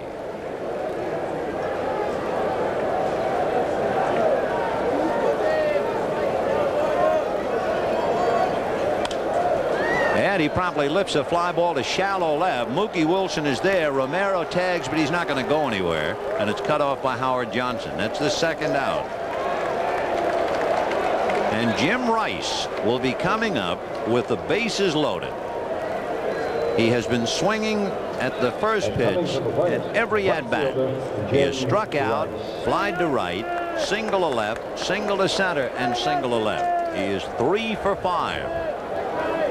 If you were sitting in the ballpark now watching this and knew that, you'd say, you think he'll hit the first pitch? You think they'll walk him intentionally with the bases loaded? You know, I remember that happening. When Mel Ott managed the New York Giants, he walked Bill Nicholson of the Chicago Cubs with the bases loaded intentionally. And Rice, lo and behold, takes the first pitch. Ball 1. First time he has let one go by.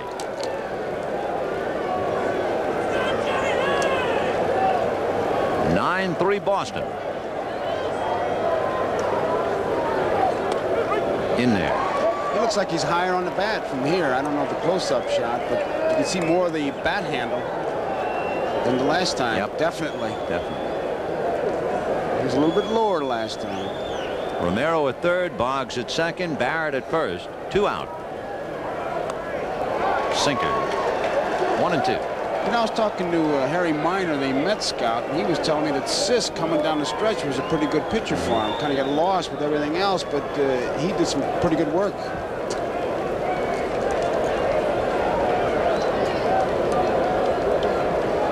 One and 2. Boy, that thing really took off. Carter catching it somewhat awkwardly. 2 balls, 2 strikes. A lot of times they throw that sinker, and then you put down the fastball thinking they're going to throw a sinker, and then they'll sail it like that, and it can be a little tough. Even though you know the pitch is a fastball, you don't know where he's going to throw it, whether he's going to sink it or ride it. 2 and 2. 2 down, bases jammed.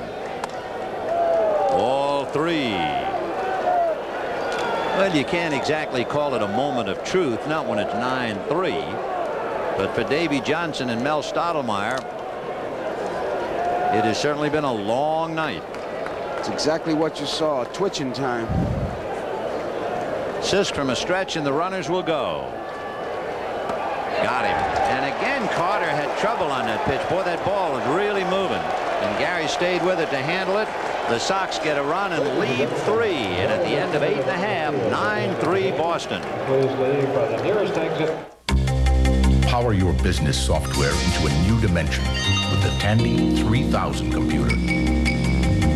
Important data is only milliseconds away from an advanced 286 microprocessor that delivers high-speed performance and PC compatibility. You can add up to 12 million bytes of memory and expand by sharing that power with others in your office. Discover the Tandy 3000 family of value-priced business computers at Radio Shack Computer Centers. The right parts. Mr. Goodwrench has the right parts for your GM car. Parts that fit. Parts engineered for your car by people who designed your car. Parts for every make and every model of virtually every GM car and light truck on the road today. Mr. Goodwrench can help you keep that great GM feeling with genuine GM parts, because no one knows your GM car better. No one. Who has transformed home entertainment, bringing sight and sound together with one remote.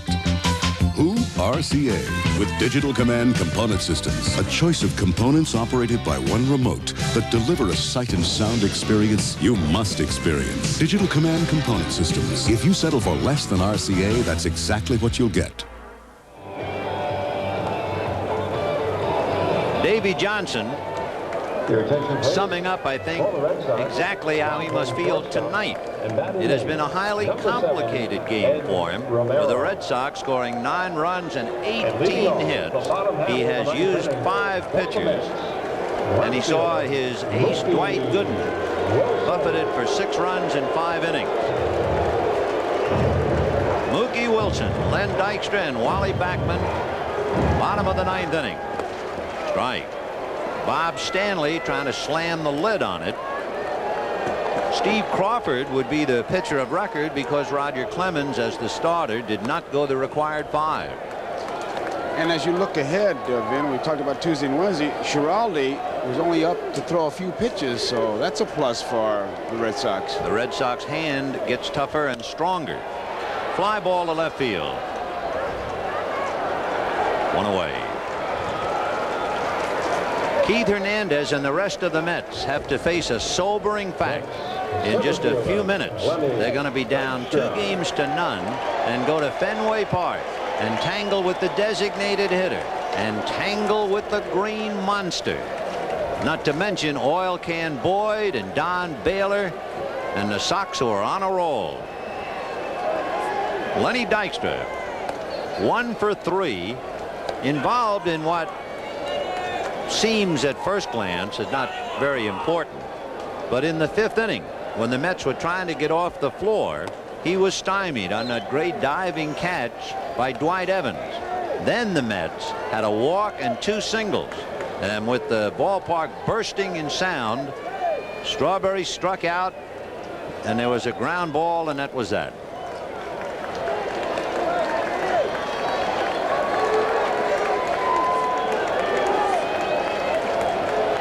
For the Red Sox, when we say they are on a roll, remember they were down 3-1 to the Angels and jerked the rug out from under California. They had to win 3 straight from California, and they did it. They came into New York, and they're trying to win 2 straight here. So if the Sox win this game, they will have won 5 straight clutch ball games. They're 2 outs away from doing it. Joe Sambito and Calvin Schiraldi, 2 former Mets, throwing in the shadows of the Boston bullpen. Wally Backman has walked twice and singled twice. Sambito, of course, the left-hander. And Bob Stanley wants a new ball. Pitchers have told me sometimes that some balls feel bigger than others. Sometimes it seems get a seam that's raised or what have you. They're almost like the surgeon's feel. Safe crackers. Yes. Pickpockets. Sensitive fingertips. 1 ball and no strikes to Wally Backman. The interesting thing, too, Dykstra has a single and a walk. Backman has 2 walks and 2 singles. That means that the 2 guys who set the table, the 2 pests, the 2 fellas who are so important, and how important it is to keep them off the base paths, have been on the bases 6 times and only once produced a run. So you lay the body right at the doorstep of the heart of the Mets lineup. Hernandez, Carter, Strawberry, because the little guys have done their usual big job. Marty Barrett and Gedman went out and told Stanley what he knows, get the ball over. And the big guy probably said, what do you think I'm trying to do? Well, you're not doing a very good job. Throw some strikes. That's usually the conversation you hear. 2-0. And he does what he's told. No strategy. You just say, hey, we can't make a play if you walk everybody. Well, I'm not trying. Some conversations you have out there.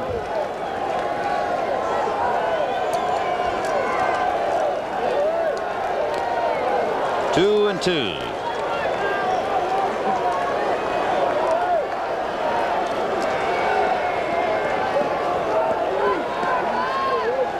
Keith Hernandez waiting his turn on deck. He has 1 hit. Had he gotten another hit, the slam off Clemens' leg, who knows how this one would have gone.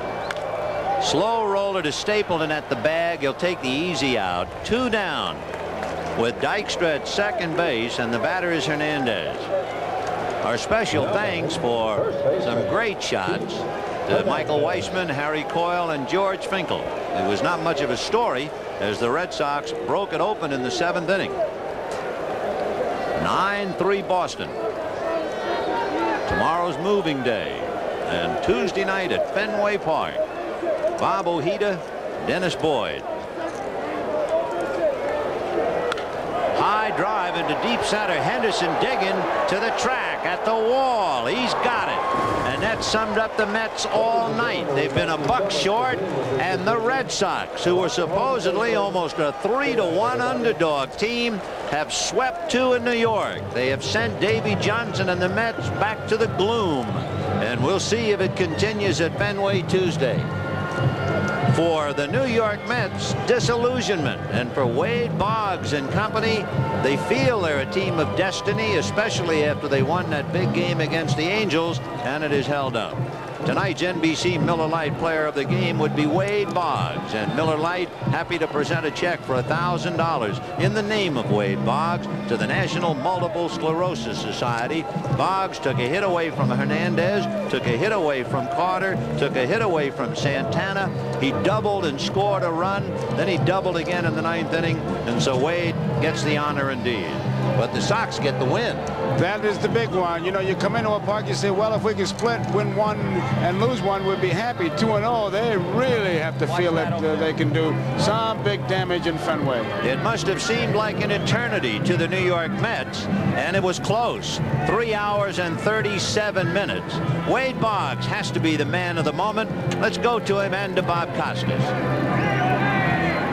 All right, Vin, thanks very much. You know, Wade, a few years ago, most observers would have named you a less than average defensive third baseman. Everybody talks about the 3 batting titles, but you've worked to become effective with the glove. Most definitely. I come out every day and work 15, 20 minutes extra on the ground balls. The fielding doesn't come easy, and I have to work a lot harder on my fielding than I do my hitting, and it's paying off. You made a play on Mookie Wilson in the 7th last night. We're looking at a couple of the plays you turned in tonight, but in the 7th to take a hit away, and that preserved the 1-0 lead for Bruce Hurst last night, and at least 3 fine plays tonight. Well, I didn't get any hits last night, but I felt like I went 4 for 4 with that diving play that I made that eventually saved the tying run. And the only way you can do is contribute in games like this, and I'm just going out there trying to do the best I can. When people look at a guy with a lifetime batting average of .352 and 3 batting titles, they figure it's been a success story throughout, and yet just a few years ago, the Red Sox organization left you unprotected. Any team in baseball could have had you for 25 grand, and they all passed. Well, I'm glad they did, because my heart's in Boston, and I'm just doing all I can to contribute in this World Series.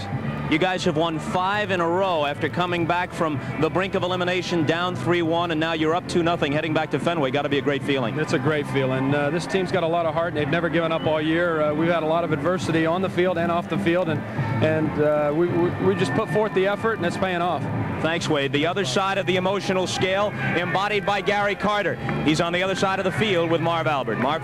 All right, Bob, and for Gary Carter and the Mets, not a pleasant weekend here in New York. The scenario now, the worst possible case, you go to Fenway down 2-0. Well, it's going to be a tough go, Marv.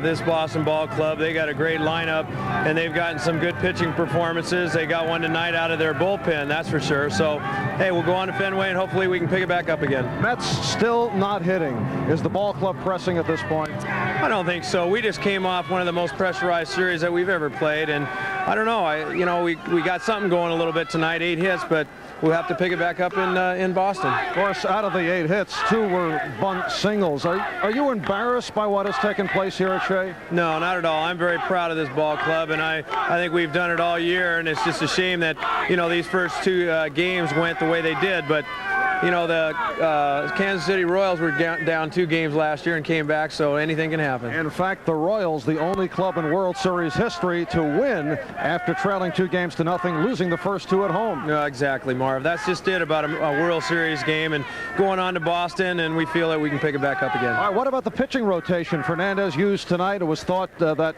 he would not pitch in game number 4 at Fenway. The thought was Ricky Aguilera, who was utilized tonight. Will it be Darling on 3 days rest? Well, it could be, but I think that Davey is just using everybody he possibly can, and I would say, if anything, it might come back with Sid Fernandez.